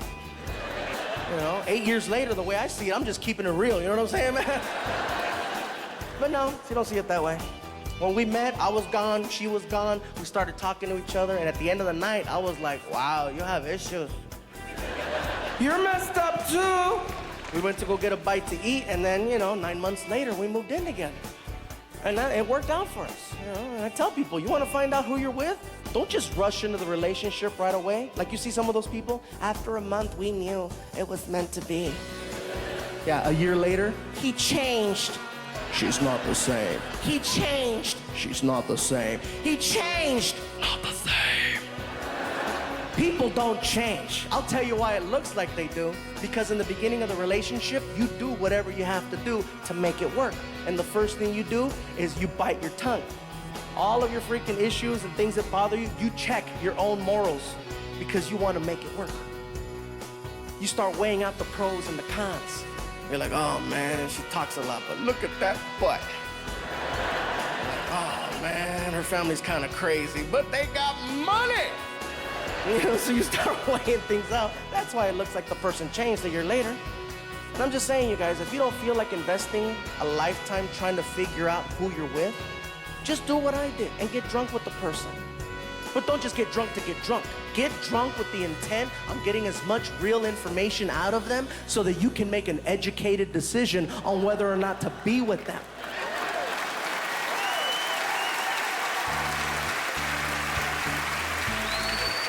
Make it fun.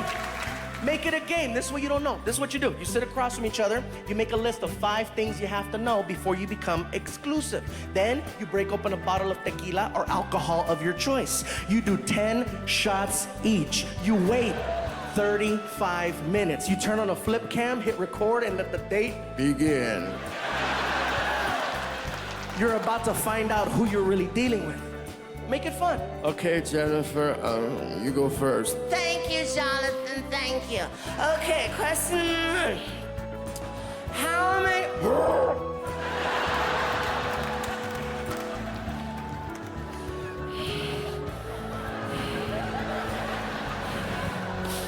Okay, question 1.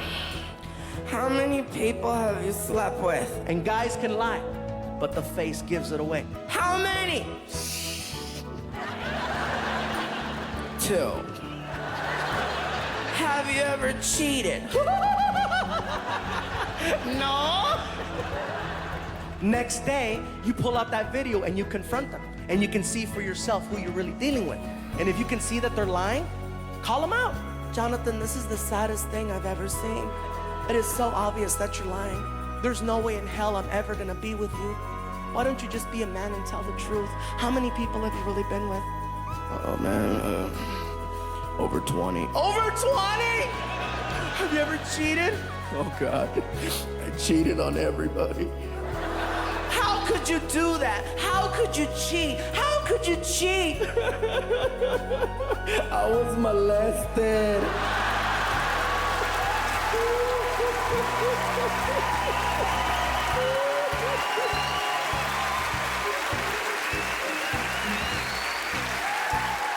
And some of you are clapping, some are laughing, some are like, it's still not funny. I'm not making fun of molestation. I'm only making fun of the fact that Alfred said it.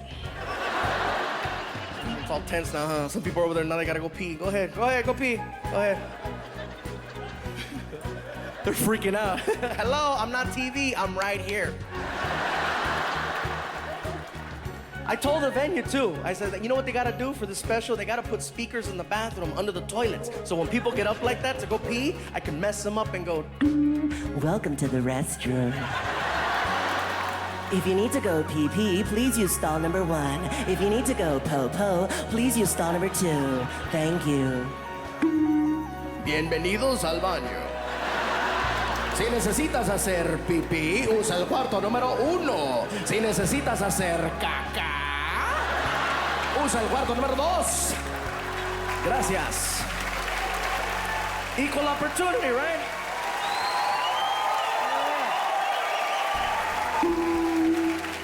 Welcome to the restroom. Hell yeah, that's what I'm saying. If you need to pee, you stall number 1. If you need to shit, take your nasty ass home.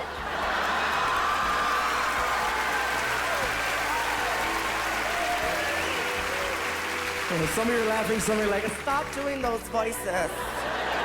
Just having fun, that's all. You say you'll never join the Navy, never live on a submarine, or power a ship with nuclear energy.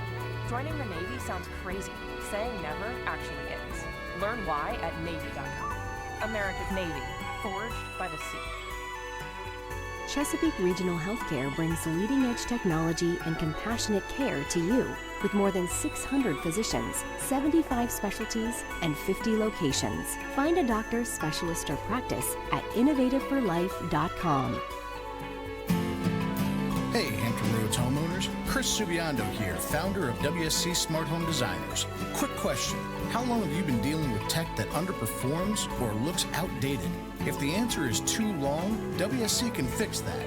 Since 2011, our locally owned veteran-led team has helped homeowners transform their spaces to sound, look, and function seamlessly. Tap Book now to schedule your free in-home consultation and experience quality tech built around your taste.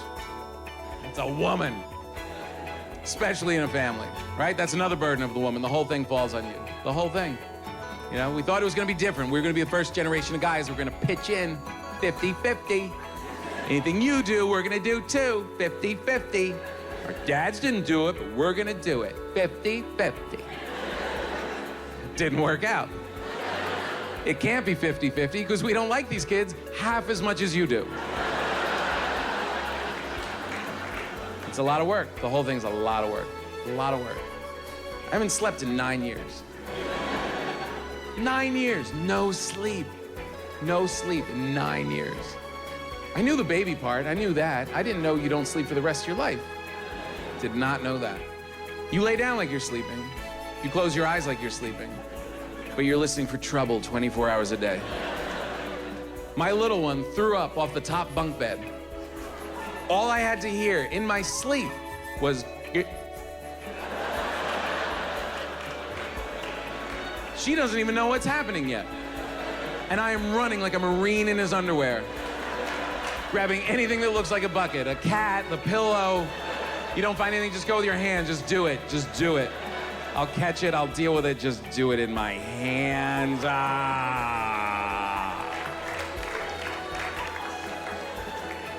But that's the whole deal right there, right? Your kid gets sick in the middle of the night, you do more chores in 10 minutes than you did in 4 years of college. Bagging stuff up, carrying bodies, doing laundry. It's like you're working for FEMA in the middle of the night. They come down the hall naked, stuff in their hair. Am I okay?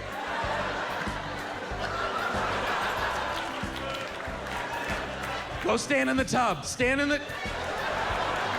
Get her out of here. She smells.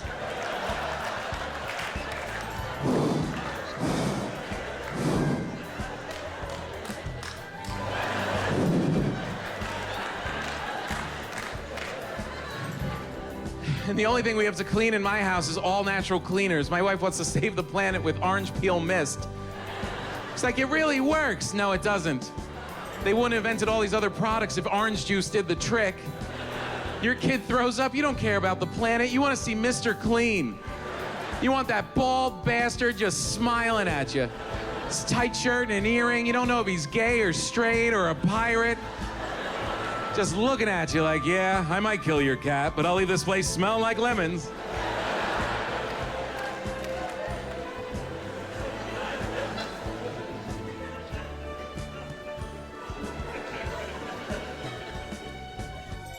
I thought I was gonna be murdered my entire childhood. In high school, people were like, what are your top 3 colleges? I was like, top 3 colleges? I thought I would be dead in a trunk with my hand hanging out of the taillight by now. I went to college for the whole time. Holy shit, right? I just got a letter from my college, which was fun, because mail, you know? So I opened up the letter, and they said, hey, John, it's college. You remember? I said, yes, of course. And then they said, how did they phrase it? Then they said, give us some money as a gift. We want a gift, but only if it's money. I found this peculiar. Because you see, what had happened, New York, was that when I was a student, you see, I had paid them a tuition money. Every semester, 2 semesters a year for 4 years. I don't remember exactly what it was, but rounding up, back in $1999, it was about $15,000 a semester, 2 semesters a year for 4 years. So it was about $30,000 a year for 4 years. So it was about $120,000, okay? So roughly speaking, I gave my college about $120,000, okay? So you might say that I already gave them $120,000, and now you have the audacity to ask me for more money? What kind of a cokehead relative? What kind of a cokehead relative is my college? You spent it already! I gave you more money than the Civil War cost, and you fucking spent it already? Where's my money? I felt like Jimmy Stewart in It's a Wonderful Life when he's screaming at his Uncle Billy. I was like, where's the money? Where's that money, you fat motherfucker? Where's my money? Stay down on the ground. Stay down on the ground, you motherfucker. That's not the dialogue, but do y'all remember that scene from It's a Wonderful Life? Great movie, Frank Capra, 1946. $120,000. And I have friends I went to college with, and they're like, oh, you should donate and be a good alumnus. And they wear shirts that say school, and it's like, look, if you're an adult still giving money to your college, college is a $120,000 hooker, and you are an idiot who fell in love with her. She's not gonna do anything else for you. It's done. In their letter, they were like, hey, it's been a while since you've given us money. I was like, hey, it's been a while since you've housed and taught me. I thought our transaction was over. I gave you $120,000, and you gave me like a weird cinder block room with a Reservoir Dogs poster on it, and the first real heartbreak of my life, and probably HPV, and then we called it a day. Probably. Also, what did I get for my money? What is college? Stop going till we figure it out. Because I went to college, I have no idea what it was. I went to college, I was 18 years old, I looked like I was 11.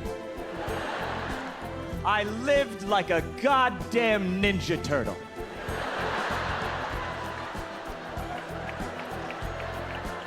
I didn't drink water the entire time. I lived on cigarettes and alcohol and Adderall. College was like a 4-year game show called Do My Friends Hate Me or Do I Just Need to Go to Sleep? But instead of winning money, you lose $120,000. By the way, I agreed to give them $120,000 when I was 17 years old with no attorney present. That's illegal. They tricked me. They tricked me like Brendan Dassey on Making a Murderer. They tricked me like poor Brendan. They pulled me out of high school. I was in sweatpants, all confused. Two guys in clip-on ties are like, come on, son, do the right thing. Sign here and you'll be an English major. I was like, okay. Yes, you heard me, an English major. I paid $120,000. How dare you clap? How dare you clap for the worst financial decision I ever made in my life? I paid $120,000 for someone to tell me to go read Jane Austen, and then I didn't. That's the worst use of 120 grand I can possibly fathom. Other than if you bought a duffel bag of fake cocaine. No, I take it back. That's a better use of the money. Because I know you'd be disappointed when you open up the duffel bag and you realize it's not real cocaine, it's like powdered baby aspirin or whatever they do. But at least you have baby aspirin. And maybe you have a baby. And one day your baby goes, oh, my head. And you go, hey, I got something for you. Come here, little guy. And you dump it out on a mirror. You make it nice for the baby. You make it nice. You cut it up into lines with your laundry cart or whatever, and you make it nice. And your baby takes his sippy cup straw, and he holds it in his little ravioli-sized baby fist, and he leans over, and he snorts up the baby aspirin, and he gets rid of his baby headache, plus you get a duffel bag. That is way better than walking across a stage at graduation hung over in a gown to accept a certificate for reading books that I didn't read. Strolling across a stage, the sun in my eyes, my family watching as I sweat vodka and ecstasy to receive a 4-year degree in a language that I already spoke.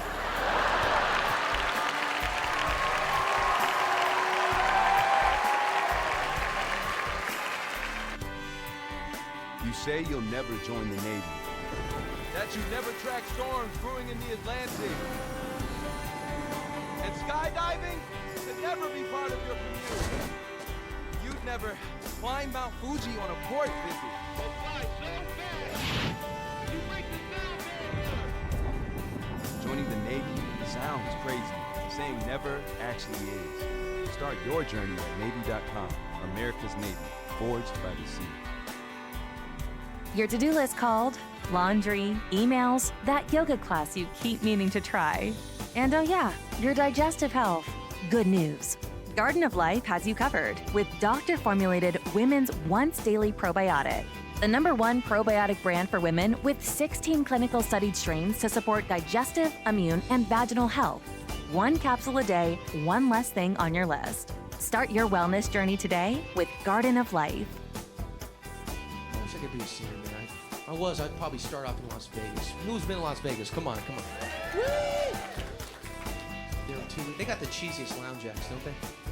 I heat up, I can't slow down. The situation brings me round and round, yeah! Well, I'm hot-blooded, check it and see. Yeah! Enjoy the buffet, we'll drink and fire, huh?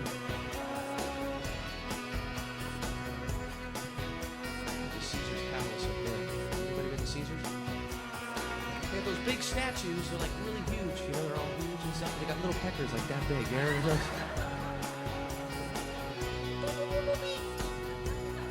And the statues look mean. I'm Hercules.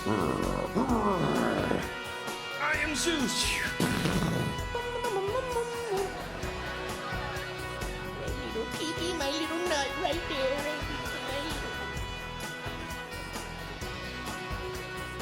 Pigeon can't even land on that. You know what I'm talking about? You can't do it.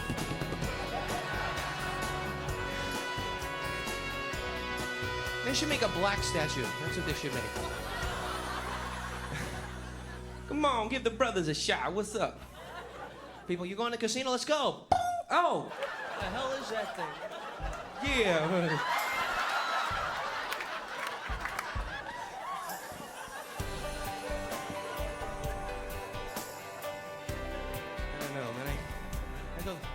Las Vegas, I go there. For some reason, I get really horny. When I go, I'm horny. And sometimes they got these shows where the guys dress up in drag. You know what I'm saying? Lakai show. They look like women, but they're guys, and they still dress in drag when they leave the place. So you're trying to pick, hey, what's going on? What's up? I'm Pablo. Hey, man, what the hell are you looking at? I don't know, a chick with nuts. I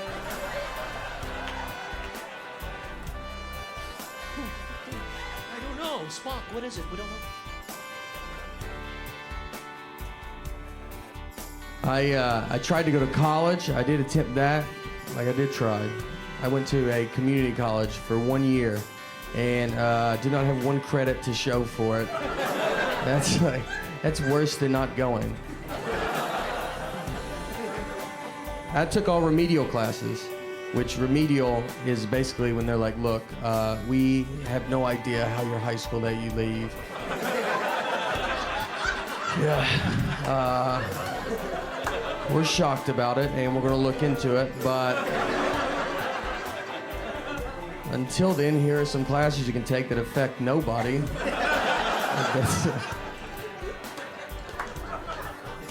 I took math as a class. Like, I literally bought a book, and it said math on it.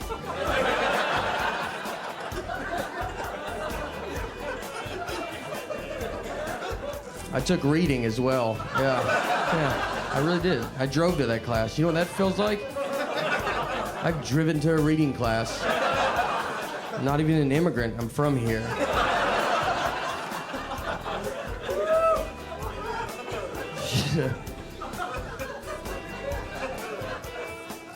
I wanted to go, like, the reason I wanted to go to college, like, I wanted to play college sports. That was my big dream to play. I love college sports, so I want to play college basketball. That was my dream. That was, that was way before this body panned out, but I knew it wasn't going to happen. I tried to play in high school, and I got cut every year for my high school basketball team, so I had to play for my church because the church cannot cut you. They have to let you play. Maybe they could cut you, I don't know. You'd be pretty bad if they're like, look, we think you're good, but Jesus does not think you're that good. Yeah. I don't know what to... He is our captain, so... Well...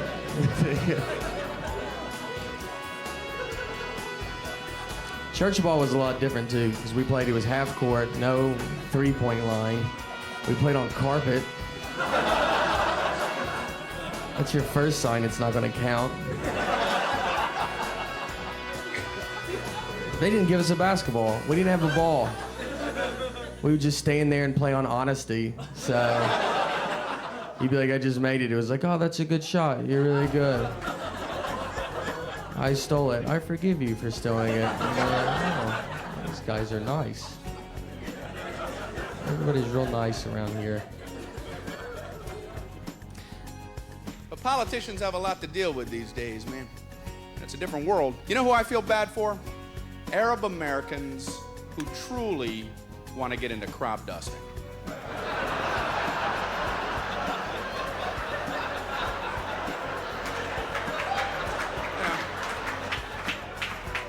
Could be their lifelong dream. And every time they ask for a pamphlet, all hell breaks loose. I'd like some information on crop dusting, and let me guess, you need to make a phone call. I've been through the rigmarole. I like watching the news. I love the commercials for the local news. You'll hear things like, a news anchor you can trust. What the hell is there not to trust? What is he gonna lie to you? There's a big fire downtown.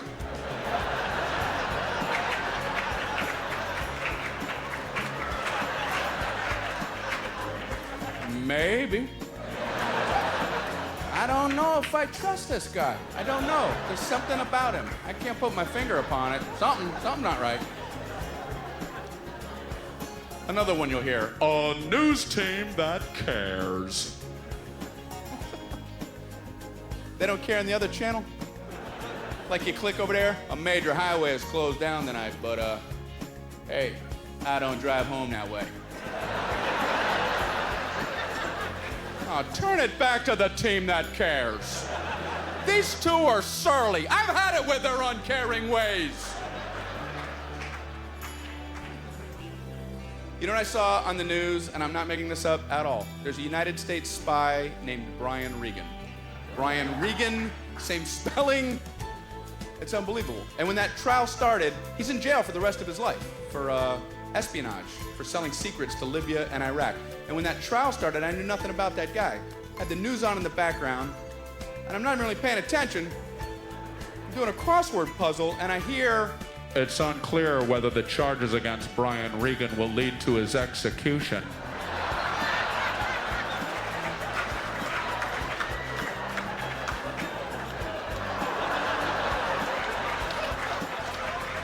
Guess I can set this down. Honey, did we pay that parking ticket? You guys are great, man. Thank you for making me feel so welcome tonight.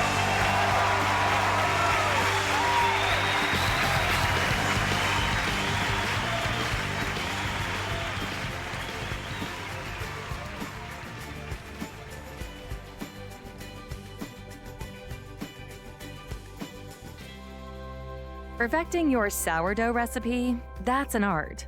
But finding the right multivitamin, that's easy.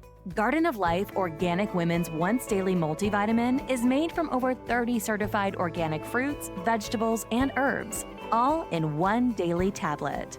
It is packed with nutrients sourced from real whole foods. No artificial flavors, sweeteners, or preservatives. Now that's perfection. Start your wellness journey today with Garden of Life. Play the music the moment is calling for, whether it's turning up the party or winding down to relax in the evening. Curate the day's soundtrack with ad-free music listening and offline downloads on Spotify Premium. Tap the banner to learn more.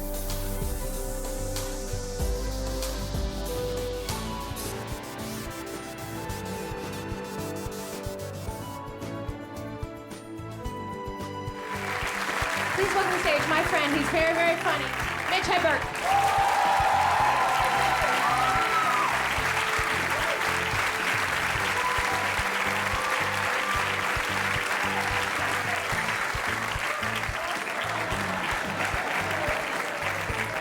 All right, there are a lot of people in the bathroom, so I don't want to waste these jokes. So I'm gonna hang out for a little bit. Are there speakers in the bathroom? All right, well, fuck it, let's do it. I'll save my more physical stuff for later. This is all audio.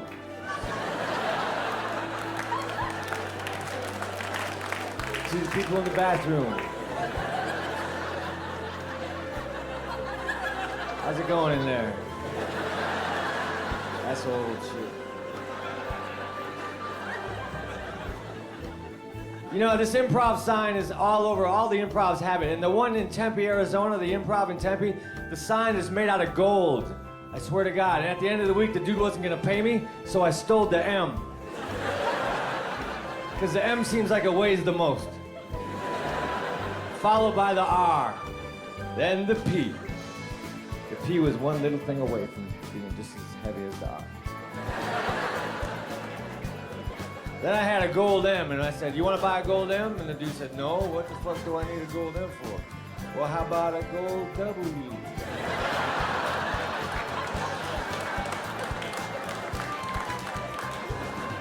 I had a bad set here last night, and they added an E to the end of the sign.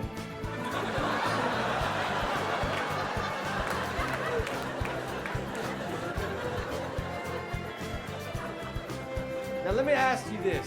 Why do you think there's a brick wall behind comedians? Maybe in the old days, there was a wolf that did comedy, and he wasn't that funny. All the old clubs had straw in the back. But the wolf would have a bad set, and then huff and puff, and fuck shit up. Then we went to Sticks, and once again, he huffed and puffed, and the motherfucker fucked shit up again. Now we're at Bricks. The wolf ain't funny, but he can't do shit. That's the improv fairy tale.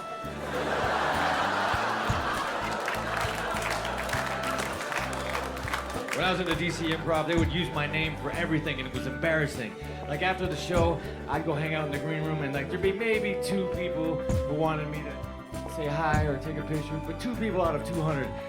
And then they would get on the microphone and go, ladies and gentlemen, we need to clear out the showroom.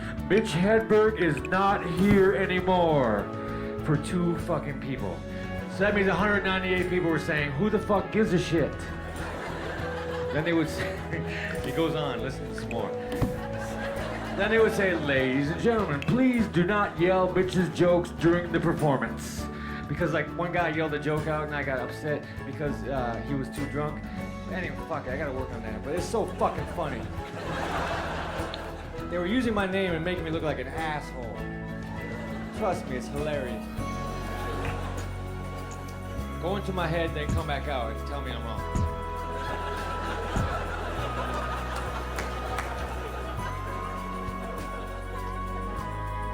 We did a show over in Northern California at this comedy club called The Punchline. Great club, we've been going there for years. And after the show was over, the staff invites us to hang out and have some drinks, and we got annihilated. And over there, it's legal. By the way, so afterwards, we walk outside and we go around the side of the building, and we started walking down this flight of stairs. And as we're walking down, these 2 big guys turned the corner and started walking up. And I mean big. I'm a big guy, but damn.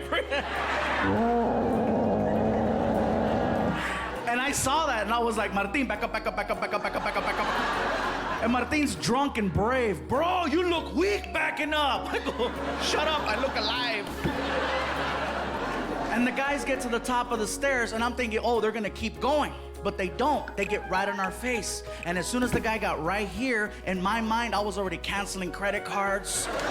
You know, I'm trying to figure out whether there's an Apple store. I'm bracing myself for what's about to happen. And I close my eyes really tight, and then I open them, and this guy looks at me, and he's like, oh my God, it's Fluffy!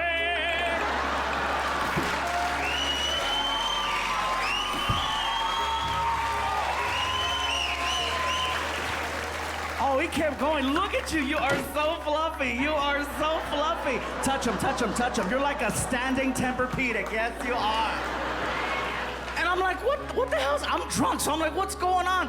Listen, we were at your show last night. It was phenomenal. And we came back to see if we could find our jackets. And we found you. Oh, my God. This is my friend Charles. He's a huge fan. Tell him, Charles, tell him. And then his buddy steps up, and he's like, listen. I've been watching you for a long time, and I gotta tell you, you are a really big hit in the bear community. And I said, did you just say I'm a big hit in the bear community? And the other guy was like, yes, please don't be offended. He doesn't mean Yogi or Boo Boo. A bear is actually a gay man who is not, I repeat, not a little princess. He's not small and tender and tiny. He's actually a big man, a burly man, a hairy man. Delicious, yes! Oh my God, Fluffy, if you went the other way, you could be a bear.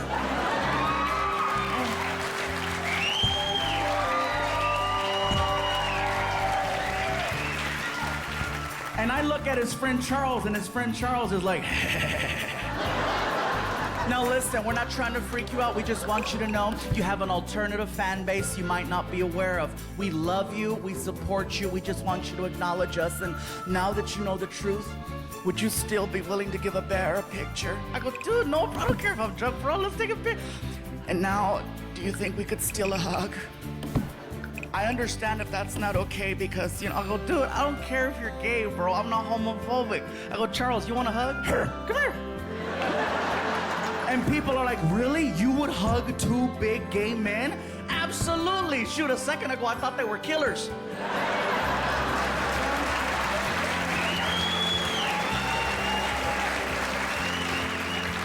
And come to find out they're cuddlers. No problem with that, bro, you know? So he starts walking towards me, and I reach out and I grab his arm so I could pull him in really good so I could give him a good hug. I didn't want to give him like a scared little soft, tender hug. First of all, I don't want to make it tender, bro, because, you know, I don't want him to think he has a chance, you know what I'm saying? I don't want to be like, you know, hi, and then he turns on me. No. So I pulled him in hard, hugged him hard. Yeah! Then he whispers in my ear, growl for me.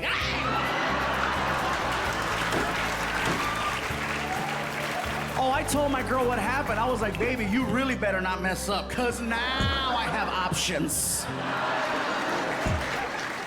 Oh, South Florida, it did something for my self-esteem to know that I could make their day. They're walking away from me, and then they stop and they yell out, Fluffy! And I turn around, and they gave me this look like they just met the person they've been waiting to meet their whole lives. This look right here. I couldn't help it. I looked at them, and I did this.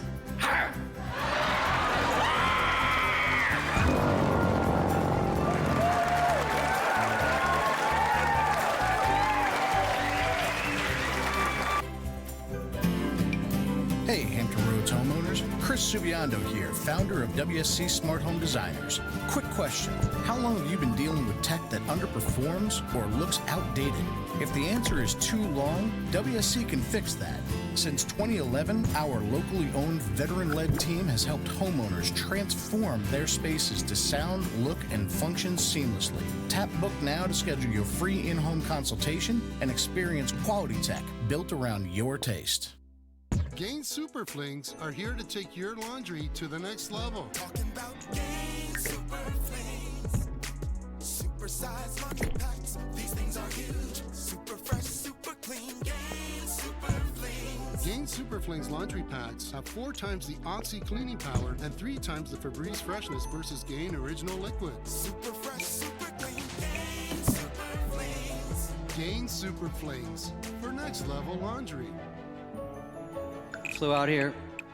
The pilot, when I get on, says, hey, welcome to our 737. We just got our door back. Now, why are you mentioning the door that flew off? Because I don't know if it's the real plane. Don't talk about it. I just forgot about it. Do you remember when the door flew off the plane? Do you remember how terrifying that was? And then they showed a video of it. I go, oh my God, they have a video? This must be pandemonium. No, no, no. If you saw it, it was dead silence. People like this. Like it was some M. Night Shyamalan Ding Dong movie. I'm like, guys, the door is off. It's nighttime, even scarier. Tornado-like winds, and they're like this. If it was me, just the noise of my diarrhea hitting everyone's forehead on the way out. Dish, dish, dish. I'd be wailing on that call button. Ah, bang, bang, bang, bang, bang, bang, bang, bang. Hey, was there a door when I got on? I don't even check anymore. It's kind of a given. And then the people on the way back, they go, we didn't know what was going on. What do you think's going on? Dude, I'd be popping up like Meerkat Manor. What do you think? It's the blowers broken? Psh, psh, God damn, that's strong. Shoom, there goes my chain. Shoom, there's my baby. Turn this off. Fix it. When I get on, they give me the Pepsi scam, too. No offense, dog shit Pepsi, but you know what? When I get on there, I always go, I want a Diet Coke. It happens everywhere. This is like a weird phenomenon. I was at a casino gig. I'm in the restaurant, and I go, hey, Diet Coke. They go, nah, we only got Pepsi. I go, well, I saw a store walking in here. Maybe I'll just go grab one. He goes, no, we're a Pepsi casino. Wait, all effing fucking 40 acres of this place? That's all Pepsi. I don't even know this is legal. And he goes, but you know what? He helps me out. There's a 7-Eleven a couple clicks down the freeway. And I go, Are you going? I'm not going. Are you going? What? A couple clicks? Am I Viet Cong? What are you talking about? Is that an inch? How long's a click? You think I'm walking down the freeway in the middle of the night? No, thank you. So I'm on the plane, and then I order a Diet Coke, and they go, they don't even bother telling you they don't have it. They go, okay. I'll get that for you. I'm gonna get your Diet Coke. And they go back to that little apartment, and then they come out, here's your diet. Vague, diet, vague. And then they go hide behind that little fucking bulkhead or whatever it's called. And I'm like this. I can tell already. And they go, ah, you caught me. It's dog shit, sorry. Yeah. No. God forbid you ask for anything. It's usually just, you know, some ratty hose water. I'm like, can I get some water? They're like, yeah. And then she brings a big, nice, fat bottle, and I go, and she goes, no. Here's your little filthy little Dixie cup that you wash your mouth out with at the dentist.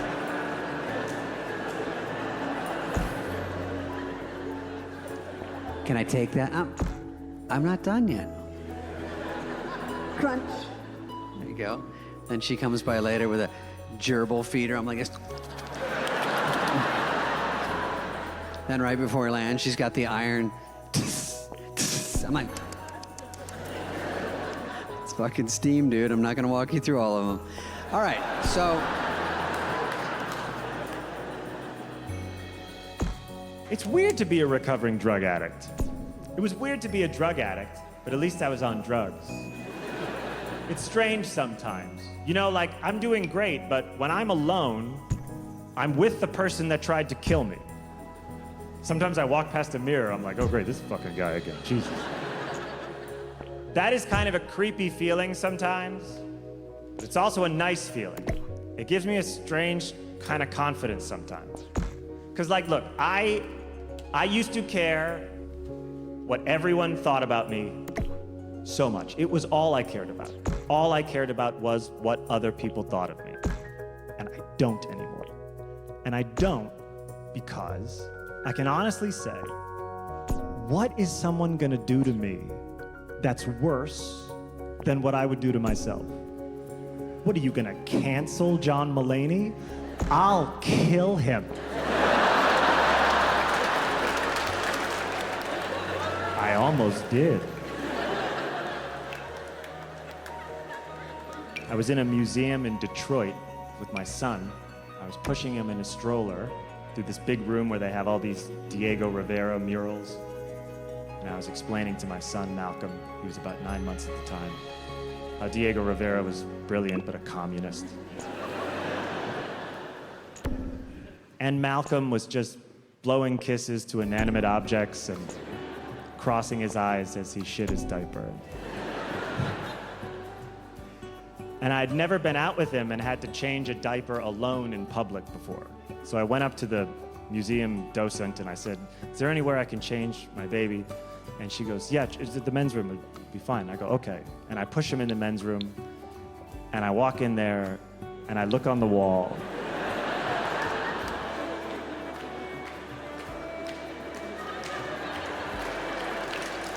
Hello, old friend.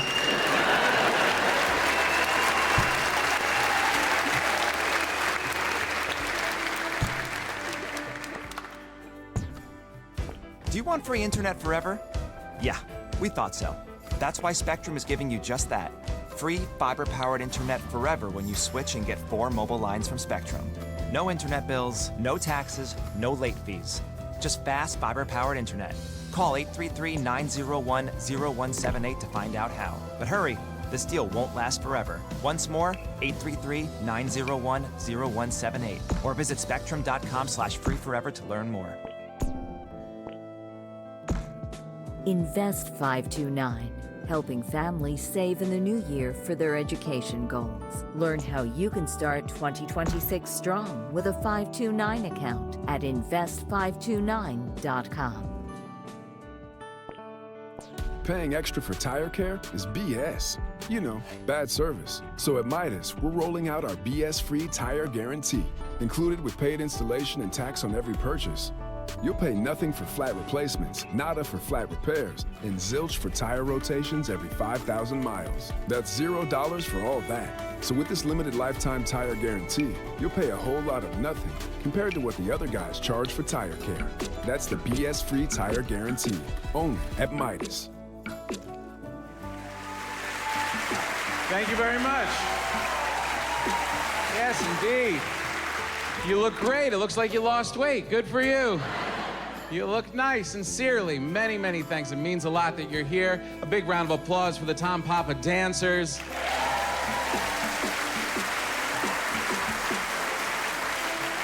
Thank you so much. Really means a lot. Really does. Here's why I don't like the Chinese.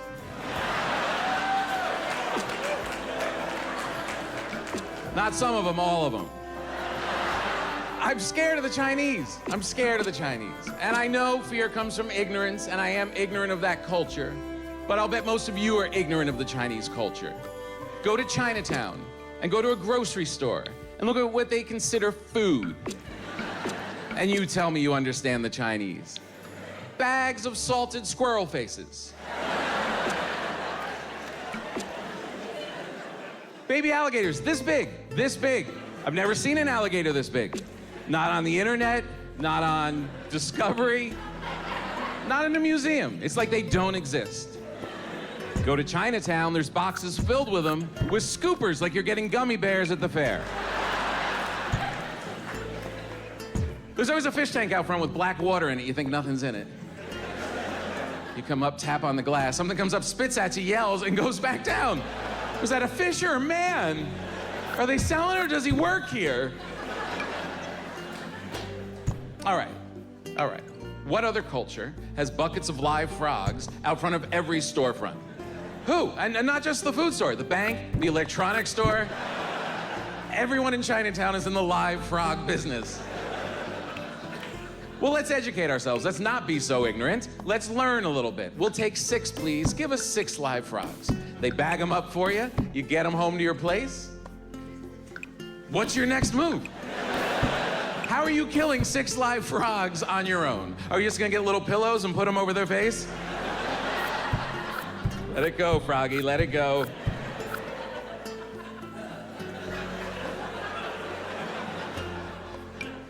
I don't know. I don't have the answers. Who are you gonna ask for answers in those stores? Who's there to help you in those stores? One 2,000-year-old woman sitting on a milk crate, chewing on a bat wing. A Bengal tiger in a hammock just swinging behind her, eyeballing you the whole time.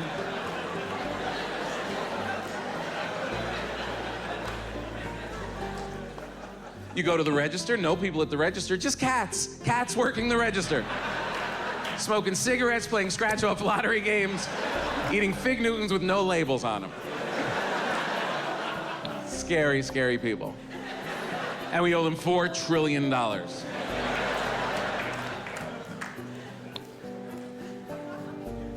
Gay men scare me. Gay men scare me because they care about the same things that women care about, but with the aggression of men. It's a dangerous combination. Like if my wife sees a friend of hers who's gained a little weight, she'll rip her apart, but be very tactful about it, you know? It looks like Barbara might have put on a pound or two.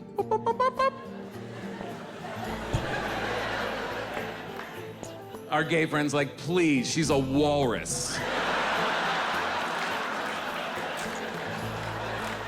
Look at her whiskers. Oh. Like women will redecorate maybe a room or two, maybe a half bath if they get excited. Gay men will redecorate an entire city if they don't like it. I lived in Chelsea here in town. It was a hellhole. It was rat-infested, graffiti covered. And when the gay community finally moved in, they got to Chelsea, looked around and said, hell no, this will not do. And they dressed up like construction workers in jeans and work boots, suspenders and no shirts. And they tore that place to the ground. And what has emerged is a Pottery Barn heaven. Everywhere you go, it smells like candles. Gay men make everything better. Yeah, it should be their slogan. It is fun. Hanging out with comedians is like some of the best, the funnest time. I don't know, because comedians are crazy. They can be. Like a good buddy of mine is a comedian. His name's Luis J. Gomez. And big fans, a couple Luis J. Gomez fans. Me and Luis once, we go to McDonald's to go eat, right? Like, I'm a big fan, so. And everybody acts like when I go there, like, I haven't been here in forever. It's like, don't act like I'm the one keeping them afloat, all right? You know, someone's coming here. So, we go in. We ordered our food, and then we take our food and we sit down at our table. And then Lewis went to the bathroom. He left me alone with his food. So I was, you know what? I'm gonna play a prank on him. So I grabbed his hamburger, I unwrapped it, I took a bite out of it, then I wrapped it back up, I put it back down on his tray. So that's my big prank, right? Like when he comes back from the bathroom, I'm like, dude, did they eat your burger before they gave it to you? That's crazy that they're doing that, right? Is that crazy? It's a stupid prank. It's harmless. It should never leave the table. All that should happen is Lewis should come back, he should open his burger. His first reaction should be to look at his best friend who's sitting with him, who also, by the way, dabbles in comedy.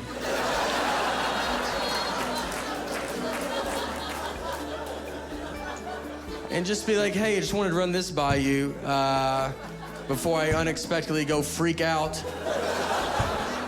on this entire McDonald's. That's what I thought would go down. Just a quick, hey, did you touch my food? The only time it was out of my sight. I just want to know before I try to fight a group of people that are going to be pretty confused on why they're fighting. But instead, I got to learn I'm friends with a lunatic and a guy comfortable fighting McDonald's employees because he opened his burger and could not have ignored me quicker. He looked at them so fast, almost like he expected them to do it. Like it's happened before. And he's like, again? Again with this? He just starts yelling at everybody. I'm gonna fight everybody till I find out who ate my burger. He gets up, he starts walking towards them. I can't believe this is even working. We are so much farther than I'm prepared to get. So I grabbed him, I was like, dude, I ate your burger, I ate it. Why would you not look at me once to see if I did this? I walk him back to the table and we sit down, but it's already like weird, like everybody's looking at us. It takes 10 minutes for people to quit filming us with their phones. And it hits me. I start like thinking about it. I go, Lewis, you're out of your mind. You're gonna get killed one day, dude. I was like, you were about to go fight a guy. I was like, let's pretend I'm not here, all right? Let's pretend that someone did eat your burger that worked at this McDonald's. You were gonna go blindly fight that guy. Not even try to size him up, see what he looks like. Do you really think you could beat up a guy that is apparently pretty confident in himself? That he's making burgers, he's then eating them, and then he's wrapping them up and just sending them out to whoever.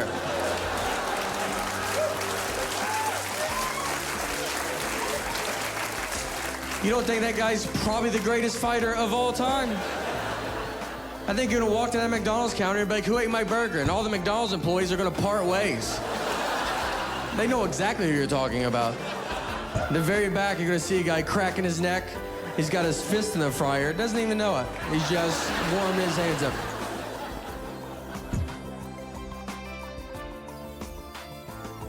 Hey everybody, I'm Arthur Brooks. I'm a Harvard professor and a New York Times bestselling author studying happiness and how you can get happier and bring more happiness to others. I have a podcast called Office Hours where I share science's stories behind building a better life. From love and work to meaning and purpose, each episode is like a short class in living well.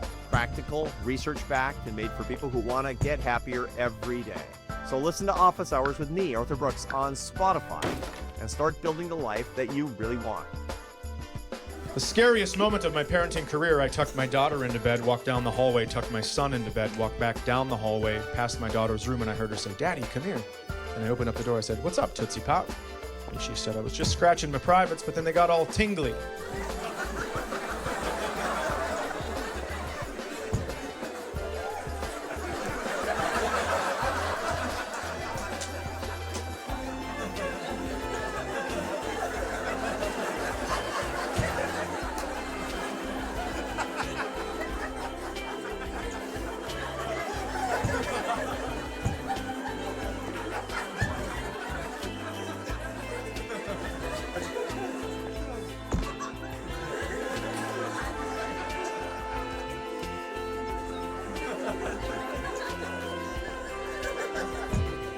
Well, good night. What do you mean, Daddy, come here? Mommy, come here. Check the part you have a question about and ask the appropriate parent, you creep. But then I found out it wouldn't have mattered because I said, this just happened in your daughter's room, and my wife said, well, that's weird. I didn't masturbate till college. Nope, that's weird. What is going on in my house? I have a false start and a delay a game? Can somebody snap the ball on time, please?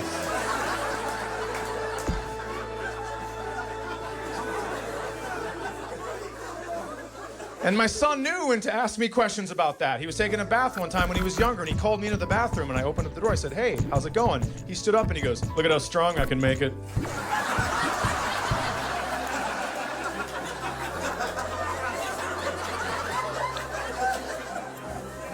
Come here and try to bend it. No. Well, why not? Because social services will take you from me. That is why not. Well, watch me bend it. No. Now sit back down in the tub and use it like a periscope, like a normal little boy. Coming to the surface, checking for danger, checking for danger.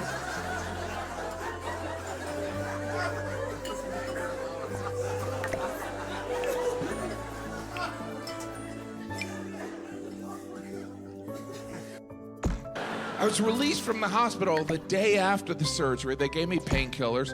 They also instructed me to do some walking, which I assume was part of the recovery, but it kind of felt like a commentary on my weight. Have you ever done any walking? Have you ever leaned forward and let your legs propel your fat ass? Let's take a break from your motorized scooter. And I was in Alaska, so I thought this was perfect. So I returned to my family, and we immediately went on a hike. And it was great. Alaska's beautiful. My kids were having fun. I was pretending like I enjoyed being outside. And then suddenly we saw a bear like 500 yards away, this huge brown bear, like way bigger than a gummy bear. And I was so excited because I watch nature shows, but I had never seen a bear in person. So it felt like a celebrity sighting. I was like, oh my God, I've watched you on Animal Planet. It's so much taller in person. Can we do a selfie? But unlike a celebrity sighting, there was the risk of death. Like you never hear, we're in a restaurant, Tom Hanks walked in, and then he came over and murdered my family. That never happens. But the bear was far away. So I took out my phone and I started taking pictures. And then suddenly the bear stood up, roared, and looked right at me. He started creeping towards me, tilting his head back and forth, almost like he recognized me. That guy looks like Philip Seymour Hoffman. I was terrified. Luckily, we were with a tour guide, and I looked at him, and he goes, don't worry, I have bear spray. And I was like, do you have anything stronger? Like a bear gun? Because I don't think this bear's approaching to get his hair done. And the bear kept coming. And then suddenly the tour guide goes, okay, I want everyone to start walking backwards slowly. Walk backwards slowly. I guess so the bear could catch up. So we started walking backwards slowly. By then, the bear was in a full sprint. I had surgery 12 hours ago, so I smelled delicious. I was also sunburned, so I probably looked like a giant land salmon. The bear couldn't believe his luck. Like, I'm not gonna have to eat for a month. He was like, I'm gonna die, I'm gonna be eaten by a bear. Which is ironic, given how many animals I've eaten.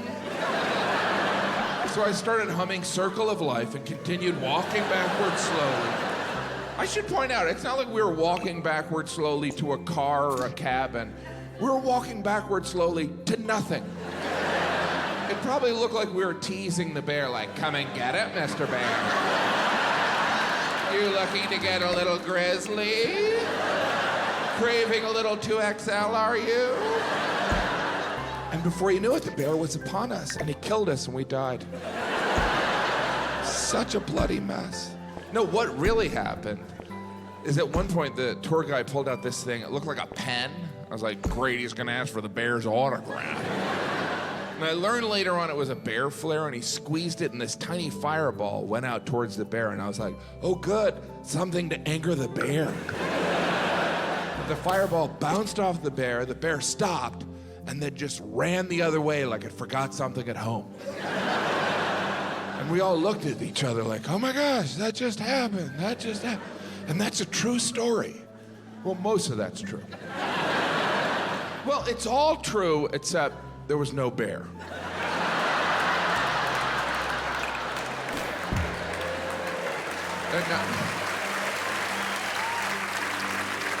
No, there was a bear. Your to-do list called laundry, emails, that yoga class you keep meaning to try. And oh yeah, your digestive health. Good news. Garden of Life has you covered with doctor-formulated women's once daily probiotic. The #1 probiotic brand for women with 16 clinical studied strains to support digestive, immune, and vaginal health. 1 capsule a day, one less thing on your list. Start your wellness journey today with Garden of Life. I went to an herbalist. Nice lady. This herbalist lady, she said to me, are you a vegetarian? Not in the strictest definition. Like, I'm trying to be a vegetarian. Like, I don't eat veal, but he grows up. I'll kill him on the front lawn. He's gotta go. Actually, I don't eat veal because it gave me nightmares. I dreamt the mother cow came into the restaurant while I was eating veal parmesan. She'd walk in, have you seen Timmy? I'll help you look for him. Let me get a doggy bag. So, no veal. And I used to love lamb. Lamb chops, gyros, my favorite. Oh, lamb. My friend owns a farm. I go up to the farm. He has livestock. He gives me a baby lamb to hold. It falls asleep in my arms. I love lamb. He says to me, it fell asleep. It trusts you. It has very poor judgment.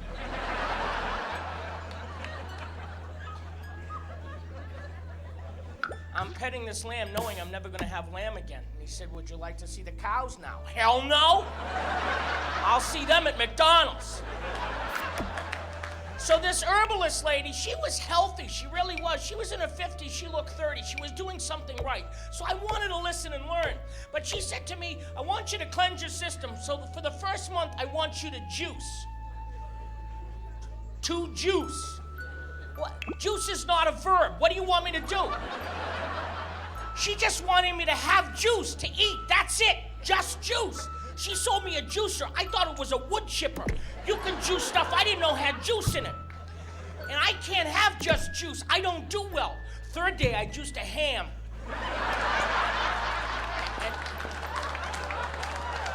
And yes.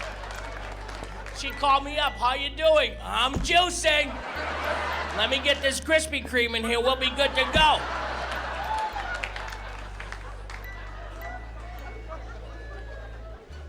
Every herbalist is obsessed with the fact that people have a blocked colon. I don't know how much science there is behind it. I walked in and she said, you have a blocked colon. Horrible visuals came to mind. How are we gonna unblock this bad boy? Here, attach this to your garden hose. Lady, I have neighbors. I'll get a letter from the homeowners association. Please do not clean your colon on front lawn. Signed, all of us. She said, no, it's very easy to cleanse your system. She said, you're juicing, right? Yeah. Take these herbs, put them in the juice 3 times a day. After a month, your colon will be clean. I don't know what was in the herbs, but I called her an hour and a half later from the bathroom. Hey, crazy lady. I'm sending back the rest of the herbs. Mission accomplished. My colon is clean. I swallowed a quarter when I was 7. $50 came out. My ass hit the jackpot.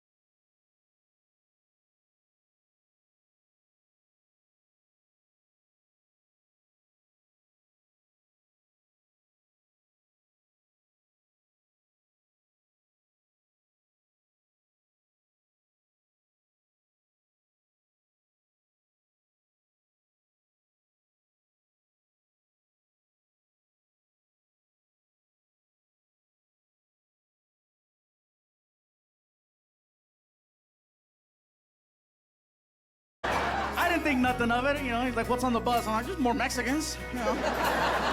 I didn't know, right? I knew I messed up because I look at Sanchez and he's like, next thing you hear, freaking everybody off the bus. Freaking Martin, my friend Alfred, my friend Noe, freaking 1 little, 2 little, 3 little Mexicans, 4 little, 5 little, 6. Everybody off the bus, and then they put us up against the side of the bus so they could frisk us for narcotics and weapons. Trust me, they did not catch me with anything, because my guys are fast. Hell yeah, if they would have popped me with something on that freaking tour bus, are you kidding? You guys would have heard all about it. That sucker would have been on TMZ. Freaking, uh-oh, Fluffy's doing Puffy.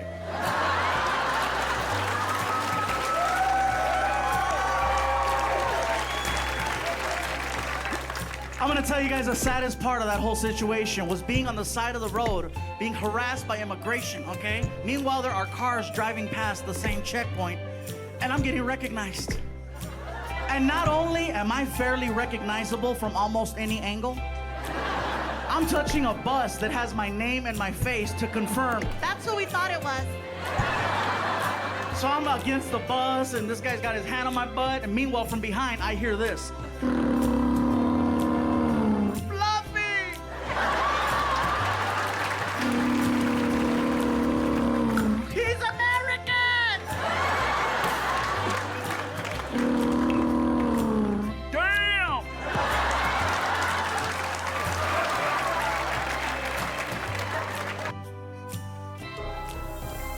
Want to spice up your listening? Smart Shuffle can weave in song recommendations for your playlist when you join Spotify Premium. Or start a jam, where you can invite your friends to create and add to shared playlists, all with unlimited skips and repeats. Tap the banner to learn more.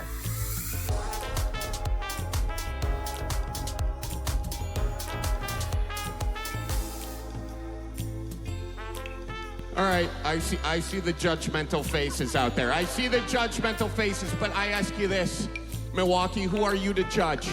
Huh? How many of you have said, screwed the pooch? Oh, I know there are more of you than that. It's one of the most common Midwest phrases. I screwed the pooch. Here's what I want to know. Who was the first guy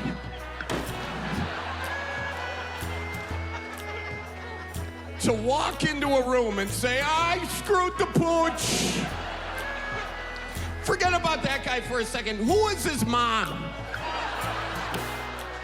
Who was hosting a dinner party at the time, I'd assume. I had all her friends over. Their son comes in, I screwed the pooch.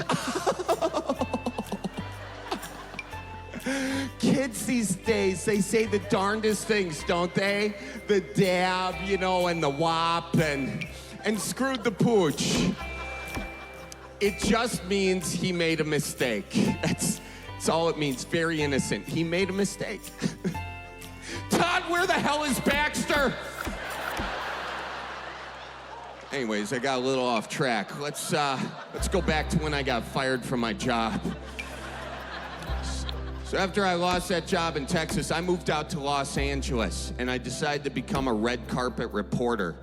Now, I was a bad red carpet reporter, in all honesty, and it's really not my fault. I have this disease called facial agnosia.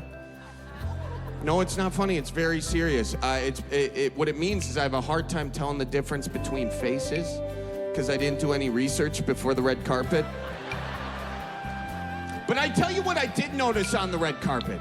Everyone in Los Angeles gets plastic surgery. That's what I noticed. I was like, why does everyone in LA get plastic surgery, but in the Midwest, not so much? And then it hit me. It's the seasons. In LA, it's 75 and sunny every single day. And when it's summer every single day, you want to live forever.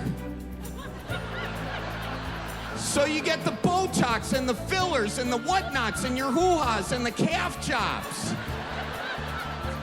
Meanwhile, in the Midwest, we got the seasons, so we're not getting plastic surgery. No, we're saying, you know, honestly, hon, I hope I'm dead before February.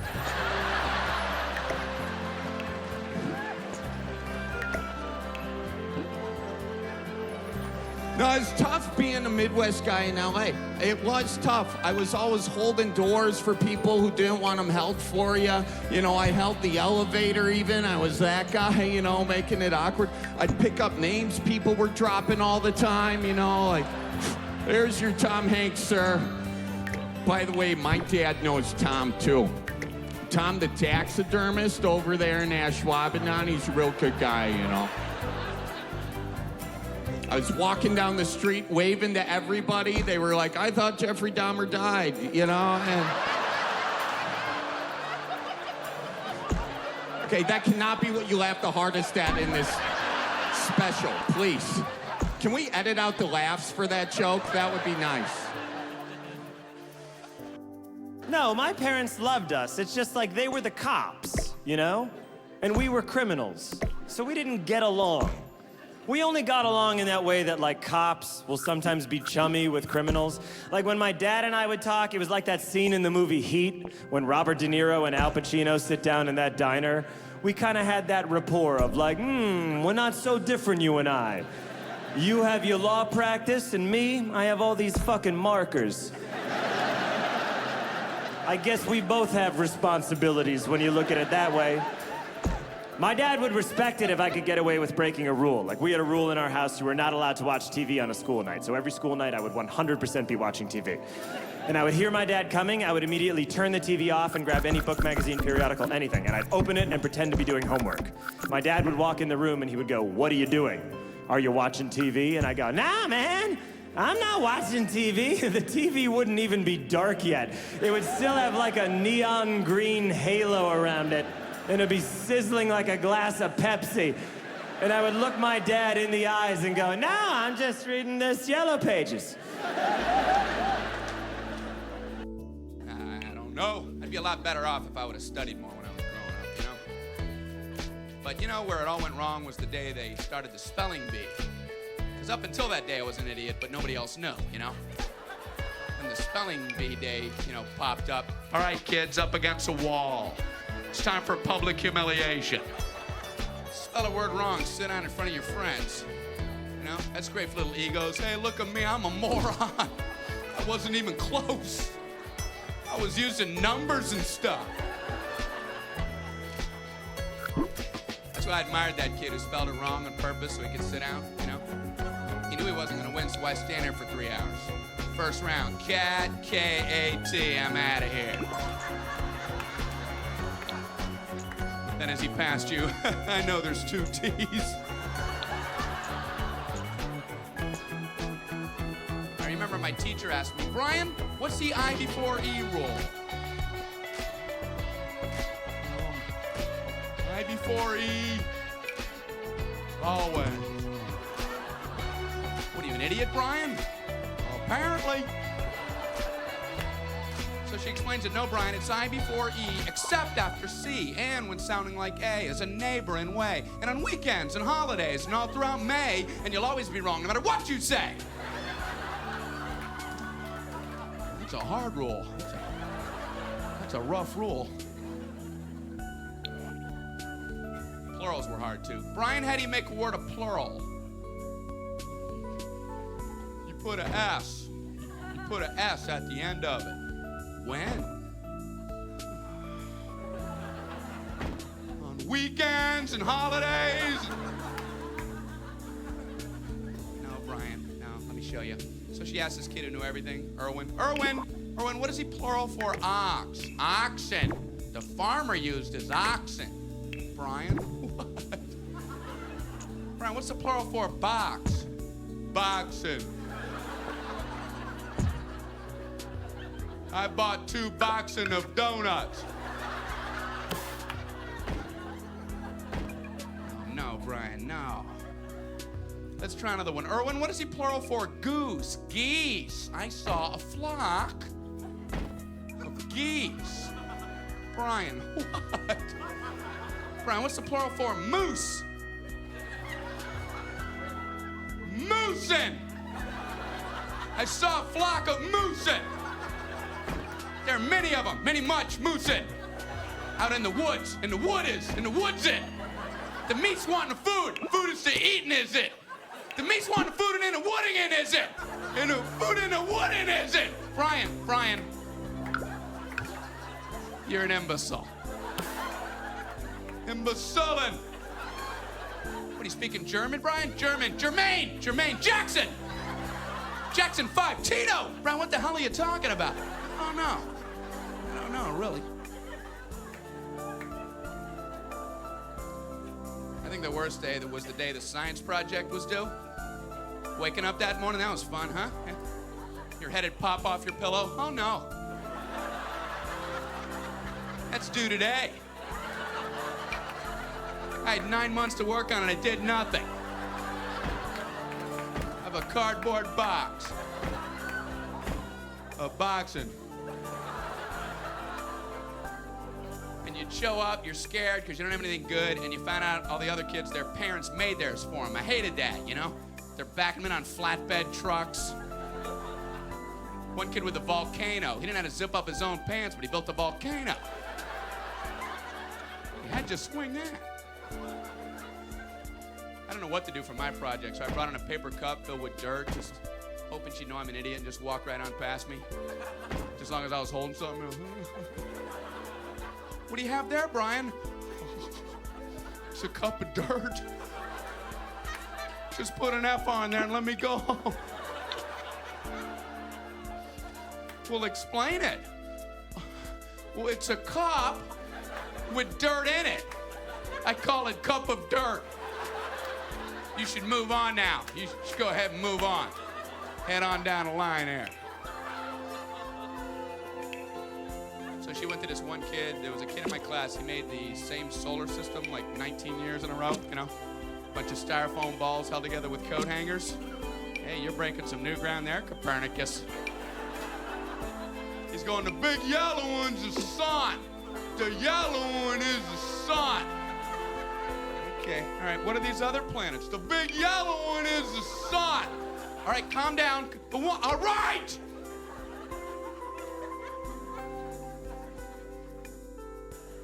She wanted to get our front door refinished. I don't even know what that means. But it's a 2-year-old home, so I'm sure it was time for it. She gets all this set up, and I do not know this is happening. So the day the guys come over, they ring the doorbell, and she's gone, and I'm home alone. And they ring it at like 9 a.m., which for me is like 5 in the morning. I mean, I am dead asleep. But I know I'm too old to be asleep that late, so I gotta go look like a regular guy. So I go put a suit on real fast.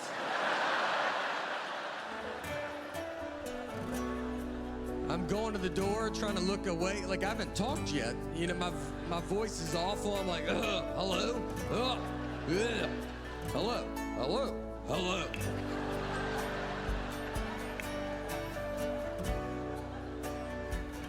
I opened the door and I was like, hi. And they were like, did we wake you up? And I was like, I've been awake, actually. My fax machine is going crazy. I've already voted. I vote every day. He goes, well, we're here to refinish the door. And I was like, okay. Half the door is out there, so let me know when you would like on this side.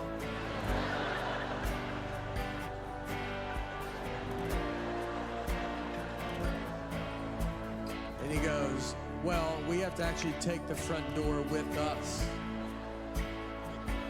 And I was like, oh. I've been awake for 45 seconds.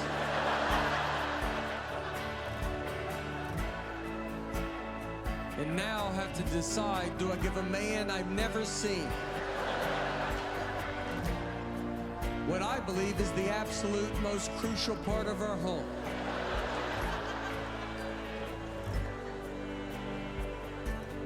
So I gave it to him. He took it. Yeah.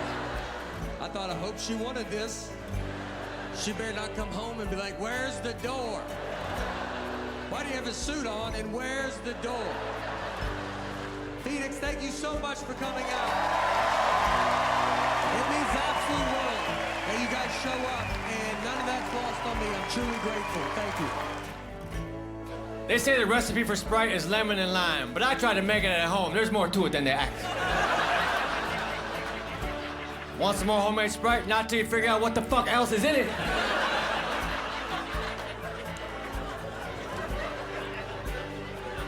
I like refried beans. That's why I want to try fried beans, because maybe they're just as good and we're wasting time. You don't have to fry them again after all. I eat a lot of sandwiches. Who doesn't, man? Sandwiches are easy to eat. But I hate sandwiches at New York delis. Too much fucking meat on the sandwich. It's like a cow with a cracker on either side. What would you like, sir? A pastrami sandwich. Anything else? Yeah, a loaf of bread and some other people. What kind of bread? Rye. No, fuck. Banana. You got banana bread? What kind of cheese? Cottage. Get the fuck out. I'm not making a banana bread pastrami cottage cheese sandwich. That will severely ruin my reputation. I order the club sandwich all the time, and I'm not even a member, man. I don't know how I get away with it. I like my sandwiches with 3 pieces of bread. So do I. Well, let's form a club then.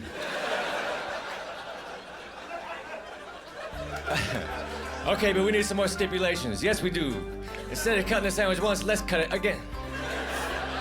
Yes, 4 triangles. And we will position them into a circle. And in the middle, we will dump chips. Or a potato salad, okay. Let me ask you a question. How you feel about frilly toothpicks? I'm formed. Well, this club is formed. Spread the word on menus nationwide. I like my sandwiches with alfalfa sprouts. Well, you're not in the fucking club.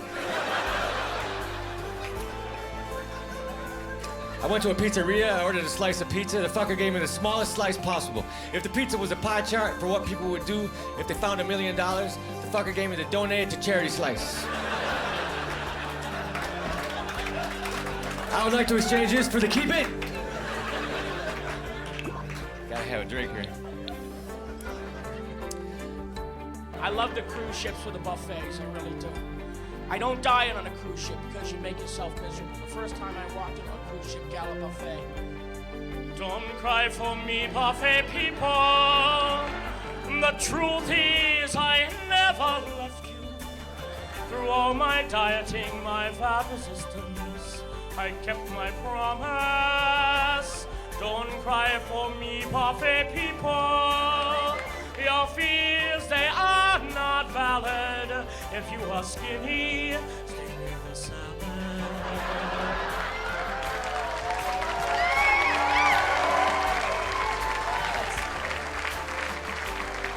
The thing with some of the cruise ship buffets is that they're very elaborate. And they have ice sculptures and they have carvings, watermelons made into sharks, little cantaloupe baskets with little tomato roses. It's all very nice, but people see it and they lose their minds. Oh, look at it, so pretty! And there's a long line for the buffet, and you get little old ladies up in front and they're taking pictures of the buffet. Now, Evelyn, you get in and hold the cantaloupe basket, and I'm at the end of the line starving. Get out of the line. I mean, it's a cantaloupe. Why, haven't you been to a museum before? Get out of the line. People are starving. I have no patience in a food line. Or in any line, for that matter. In McDonald's, if there's a long line, I jump behind the counter, I work the fries, I get it moving. I've been employee of the month twice, I don't even work there. But I take the parking space, and I love having my picture up. Watch people at McDonald's. They decide what they want when they get to the front of the line.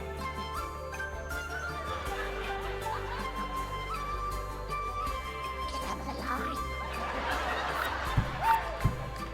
I knew what I wanted before I parked the car. Get out of the line. People read a McDonald's menu. It's McDonald's. It's the same stuff since you were 6 years old. Ask me anything, left to right, right to left. What do you want to know?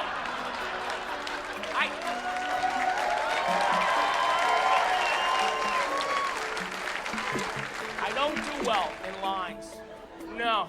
Starbucks, I need coffee in the morning or I can't talk. I like Starbucks. Good product, they're polite. Lines, too long. My first cup can't be Starbucks. I'd be dead by the time I got to the front of that line. I have to stop at Dunkin' Donuts and get coffee to stand in line for coffee.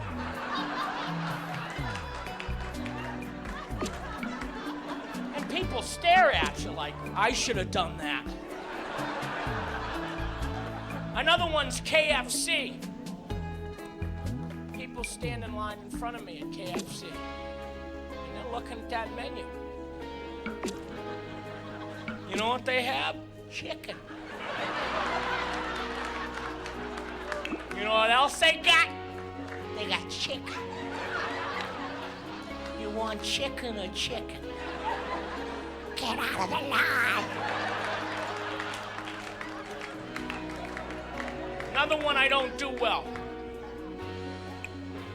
Movie theater concession lines. They got popcorn, candy, and that's it. Soda. People are staring. What? There's no buffalo wings. You can't get a prime rib. Get out of the line. Am I the only person in this line that has a movie to catch? And at the supermarket, I'm like, oh good, she has coupons, you bitch.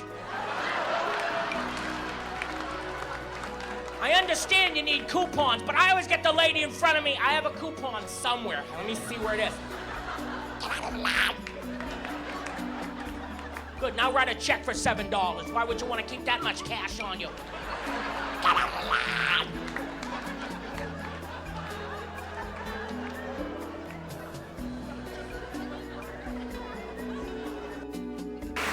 With time and many, coming here year after year and talking to people, certain words I've picked up, certain things I've learned. I finally figured out what shoots means. Anyone that gets to come here to the island, you'll hear people saying that, shoots, and I found that it means yes. Because Mexicans, we have our own slang words too. You've heard me, órale, which is a term of excitement. It's like shoots. Means yes, but you should have heard the conversation I had. This guy was trying to explain it to me. I go, how come I keep hearing people say shoots? What's going on? Okay, brother, let me break it down for you, all right? Shoots is like saying yes. Ah, okay, cool. All right. So let me see. So somebody says, you want to go to the store? And I say, shoots. Roger that.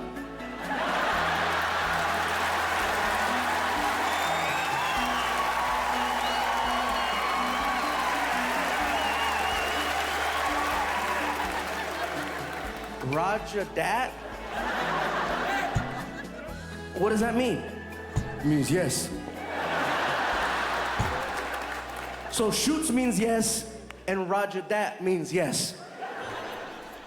Roger that. How would you, is there one that you use for one thing versus one that you use for another? Can you give me an example? No problem, brother. Check it out. Somebody tell me, hey, bro, you want to go get a drink? Shoots. Hey, bro, you want to go titty ball? Roger that.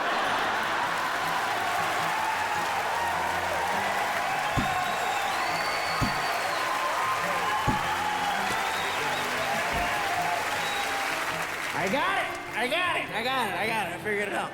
And by the way, for all the people here on the island tonight that are not native, who are extremely light complected. Basically, for the white people. I just want to let you know, when you're here in Hawaii, if you hear this word, haole, they're talking about you.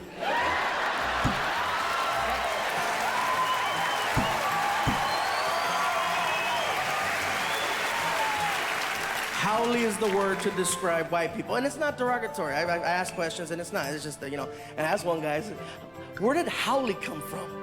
And one guy said, well, bro, I think many years ago, some white people come here, right? They got drunk and they start yelling, yee-haw! Say, hey, somebody need to take down that haole right there. It's stuck. I'm trying to figure out haole, all right? But anyways, you guys, we've been traveling so many places. We've probably been in about 14 countries in the last 2 months. Yeah. Shoot. We're like herpes. We go everywhere. Twice a year. Anyway, that's bad, I know, right? You guys are so close, man. Like, if I slip, that's it. His show was in 3D, but it hurt. It was terrible. It was terrible. Love my mom. Retired. Finally, she's retired. Doesn't work anymore. But this is what my mom's doing with her retirement. She's a DJ. A fucking DJ. Not a DJ at weddings, like a real DJ at an AM radio station with headphones and everything. Like, hey, everybody, it's DJ Josephine. I'm playing Filipino music from the past, present, and future. And it's annoying, because I gotta go to these, like every time I have a show in Vegas, I gotta go to this radio show. My mom tells me to go, Joseph, come to my radio show and thank all of my listeners for patronizing your career. And I have to go and talk to all 40 of her listeners. But here's the part that pisses me off the most. Every time I go in, she acts like she doesn't know who the fuck I am. Right? I walk in, she's like, oh, we have a guest. And then she starts rummaging through her papers. Oh, it says here you're a comedian. Wow. A comedian. Well, tell us how it is to be a comedian. Jacquai?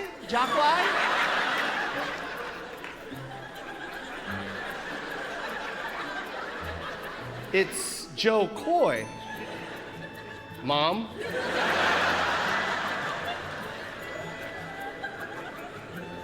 She did not want me to be a comedian at all. This is my 19th year in stand-up, and when I told my mom 19 years ago that I wasn't going to college, she cried.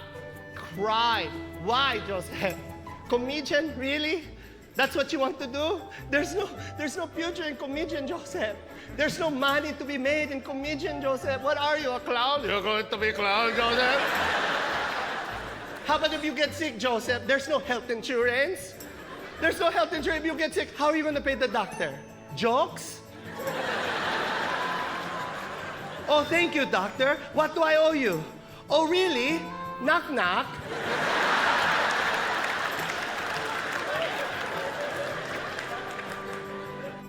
Everything is too fast now and totally unreasonable. The world is run by computers. The world's run by robots. And we spend most of our day telling them that we're not a robot, just to log on and look at our own stuff. All day long. May I see my stuff, please? I smell a robot. Prove to me you're not a robot. Look at these curvy letters. Much curvier than most letters, wouldn't you say? No robot could ever read these. You look mortal, if ye be. You look. And then you type what you think you see. Is it an E? Or is it a 3? That's up to ye. The passwords have passed. You've correctly guessed. But now it's time for the robot test. I've devised a question no robot could ever answer. Which of these pictures does not have a stop sign in it? Fucking what?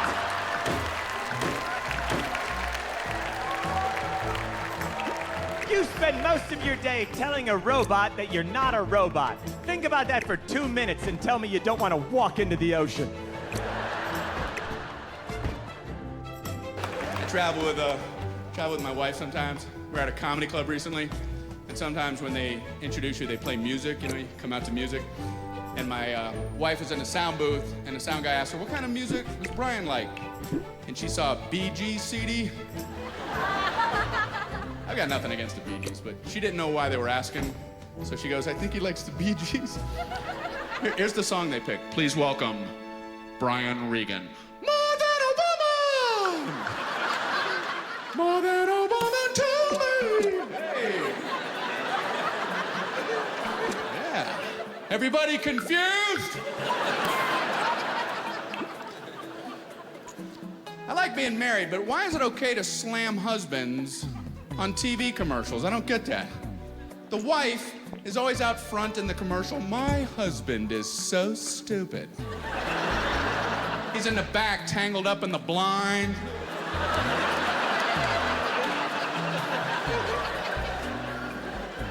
Do you see what I endure?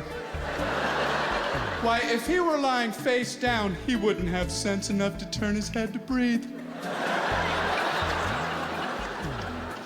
That's why I do his thinking for him. Like buying him these muffins. And they're good, too!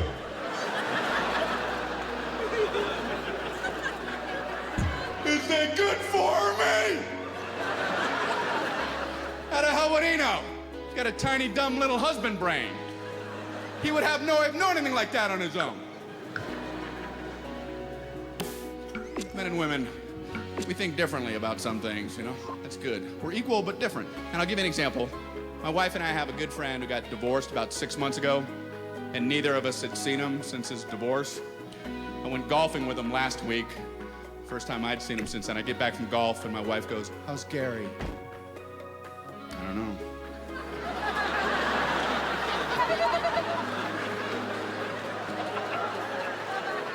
Oh, I thought you were going golfing with Gary today. Oh, I did. And you don't know how he's doing? I never really came up. Did you ask me to ask him that? No, I thought maybe you would think to ask him that. I didn't think of that.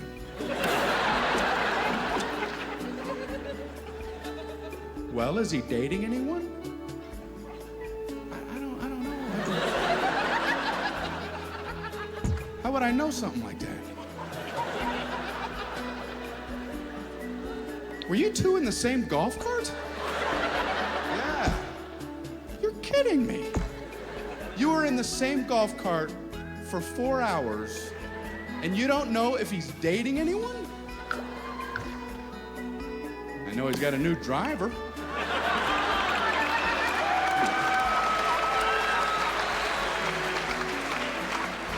How is that possible that wouldn't come up? How is that possible that would come up? At 150 markers right there, you're probably at about 135. Are you dating anyone? You guys are great.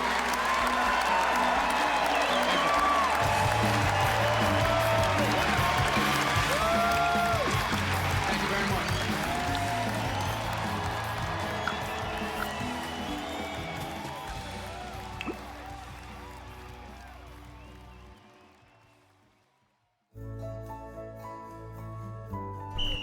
Hey, hello. Listen to my voice talking to you about the new Old Spice NFL collection at Walmart. Now listen to my smell. I smell like NFL stars Jared Goff, CeeDee Lamb, Saquon Barkley, CJ Stroud, and George Kittle. I smell like greatness. Why? Because I'm wearing Old Spice's new NFL collection. How can you put the greatness of the NFL into a smell, you ask? You can't. But Old Spice can, and they did. Smell like Suntal and Speed, Driftwood and Drive, Sea Ties and Toughness with the Old Spice NFL collection available at Walmart. Smell like the greatest smell in the NFL with Old Spice. We've all been there. You hold on to a coupon but forget about it, and suddenly it's expired. Expired in 2012. Dang it. Fortunately, by switching to Geico, you could save about $900 on car insurance without ever touching a coupon. It feels good to save big. It feels good to Geico. I'm the firstborn in my family. There's a lot of firstborn here tonight. It's a lot of us. I like it. We have to stick together. We have it the hardest of all the children. We show up, our parents are not ready for us to be there. They don't have any money. You basically get there, you're like, I don't think I should even be here yet. But then once you get a job and start helping out, the youngest, you show up, your parents are trillionaires. You live in homes the oldest never even saw. It's like, what's in upstairs? I mean, that's like a home on top of a home.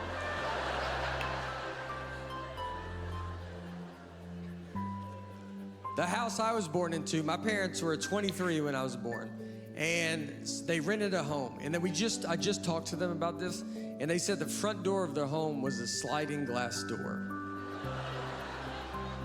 And I was like, that doesn't make sense. Like, how do you even lock it? You can only lock those with a pole. So how do you lock it and then, you know?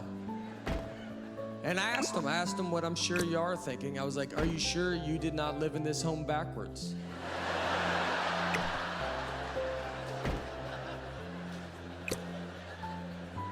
That makes more sense to me than your front door being a sliding glass door. And they're like, no, that's what it was. And I was like, what did the back door look like? And they go, a regular door. I go, that's what I'm saying.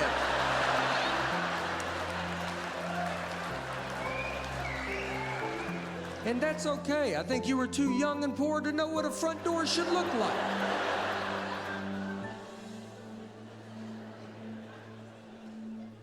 We had a lot of front door problems. The first house my parents bought, it was like this little 2-bedroom home, and I think I was 12 years old. And my dad wanted a screen door, so he found one like on the side of the road or something. And he put it in, but the handle was on the opposite side of the door handle. So if you came in our house, you had to go like this and then like this. You know?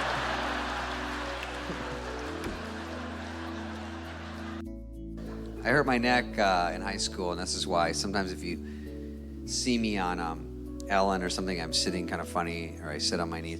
I just cannot sit in a couch. It kills me. I was in high school in a talent show. Pow. When I was a kid, you know, like I was a senior, senioritis, and I did this talent show, and I did a dance number to Macho Man. And at the end of the dance number, I would do a backflip, a standing backflip. I could do it because I was in gymnastics. And there's a few red flags in this story, but we're not gonna focus on that. We're just gonna sort of skim over the top. So I'm backstage at the show, at the talent show, and it was held like in a place like this, in the cafetorium where we had our major shit, you know, at the school. And my buddy was in his karate gi, also in Macho Man. And I go, hey, spot me during my backflip, because I'm gonna practice. And then I go, you know what? Don't spot me. I have to do it in an hour. So his job is nothing. Just watch the disaster unfold. So I go like this. Hi! And I'm supposed to land like this, but I came out of my tuck lingo a little early. And I missed my feet. So I went poof, all on my face. So I bounce up, I'm like, oh, squirting blood. Black paint from the stage. And I get up and the guy goes, you okay? I go, not at all. And I walk away, one knee, blackout. I lose my memory for a solid hour, like hardcore amnesia. And they get like, you know, by the way, when you're a kid and you get hurt in my family, there's sort of an unwritten rule and unspoken, you don't say anything. Like you're not allowed to get hurt, you know what I mean? I don't know if we had insurance, we didn't. But around our house, don't get hurt policy, unless it's from the parents. You know what I mean? Because there was sort of a you're fine, you know, situation. Like anything, you're fine. I go, my side feels like you're fine. I go, oh, but the bone is sticking out, you're fine. Little Bactine. Bactine was literally air. And the parents were like, shoo, we took care of that. I'm like, it's still a little painful because the bone. So I knew that, so I'm like going out going, oh no, this is uncool. And then they brought my mom back and a doctor from the house, and the doctor goes, he's a bit shook up. And I go, is that all you have? Are you from Gunsmoke? You're not saying anything. This isn't a term. I have a category 200 concussion. I have amnesia, dude. All right, if I was in the NFL right now, they would stop the game and chopper me out of there. It would literally be all the other, they're on their knees like this, you know, the whole team, and then even the other team is like faking it, like, oh man, are you okay? Like, who cares? I'm gonna rest. So the doctor's like, nah, he's a bit rattled. Yeah, he got his bell rung. These aren't things, all right? These aren't medical terms. And then he goes, you better take him right to the emergency room. My mom's like, oh my God, of course.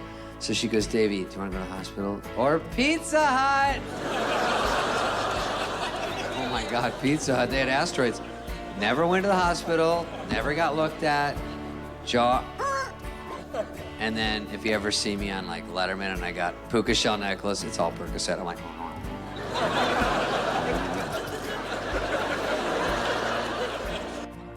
You say you'll never join the Navy.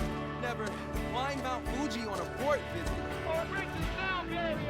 Joining the Navy sounds crazy. Saying never actually is. Learn why at Navy.com. America's Navy, forged by the sea. We've all been there. You hold on to a coupon but forget about it, and suddenly it's expired. Expired in 2012. Dang it. Fortunately, by switching to Geico, you can save about $900 on car insurance without ever touching a coupon. It feels good to save big. It feels good to Geico. I have created the most advanced AI soldier. The wait is over. Tron Ares now streaming on Disney Plus. We are looking for something you've discovered. And some of us will stop at nothing to get it. Ready? The countdown is complete. There's no going back. Our directive is clear. Hang on! Tron Ares now streaming on Disney Plus. Rated PG-13. I was talked into camping. 18 years on the road, I'm not a big camper. I've been spoiled by hotels. Not ungrateful, just spoiled. Camping to me is when room service closes at 10. If it's 10:30, I go, wow, I'm camping.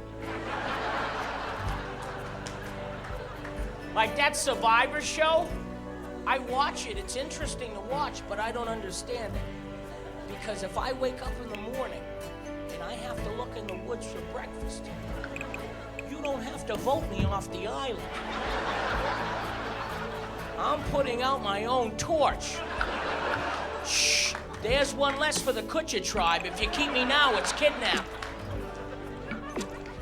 So I was asked to go camping with some friends from college. I'm originally from Massachusetts, and I get a call. John, it's Dave from Boston. We're all going camping. And I got the gun put to my head. You know that gun? Everybody's going, but you're the only one that's not going. Okay, I'll go.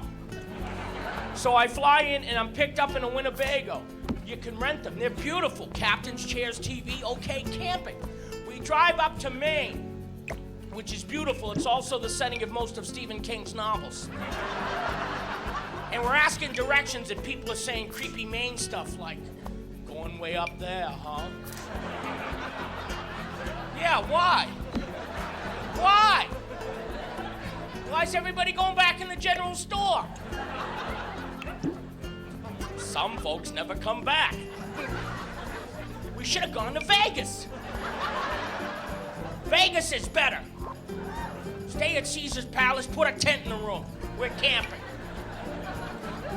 I didn't have the right attitude for this.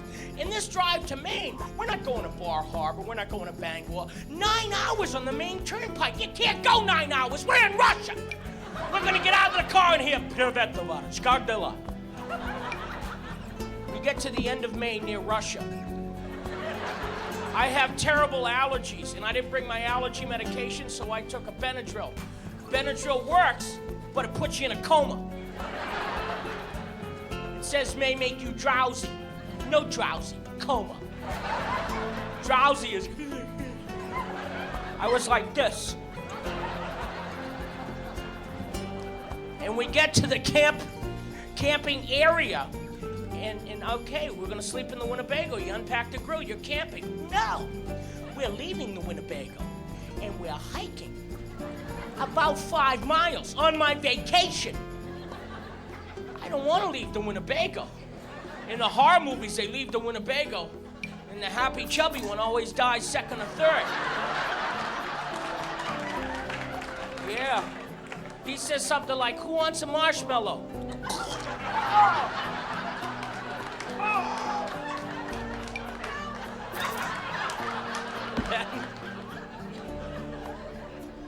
They made me walk because we're losing the daylight.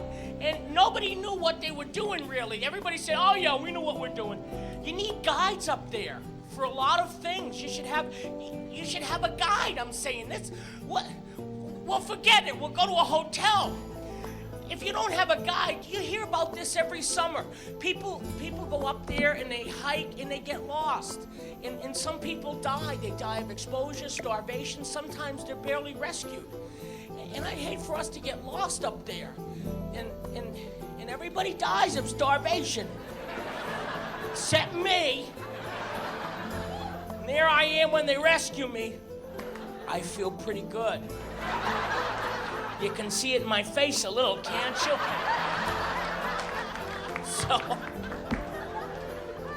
So no, it's gonna be a lot of fun. We'll go on the forced march through the woods in my Benadryl haze so we can camp in tents near a lake because it's a lot of fun.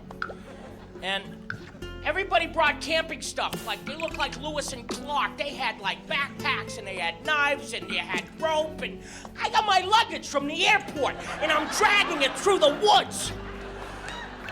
My mood turned dark. I felt like Gollum on his way to Mordor.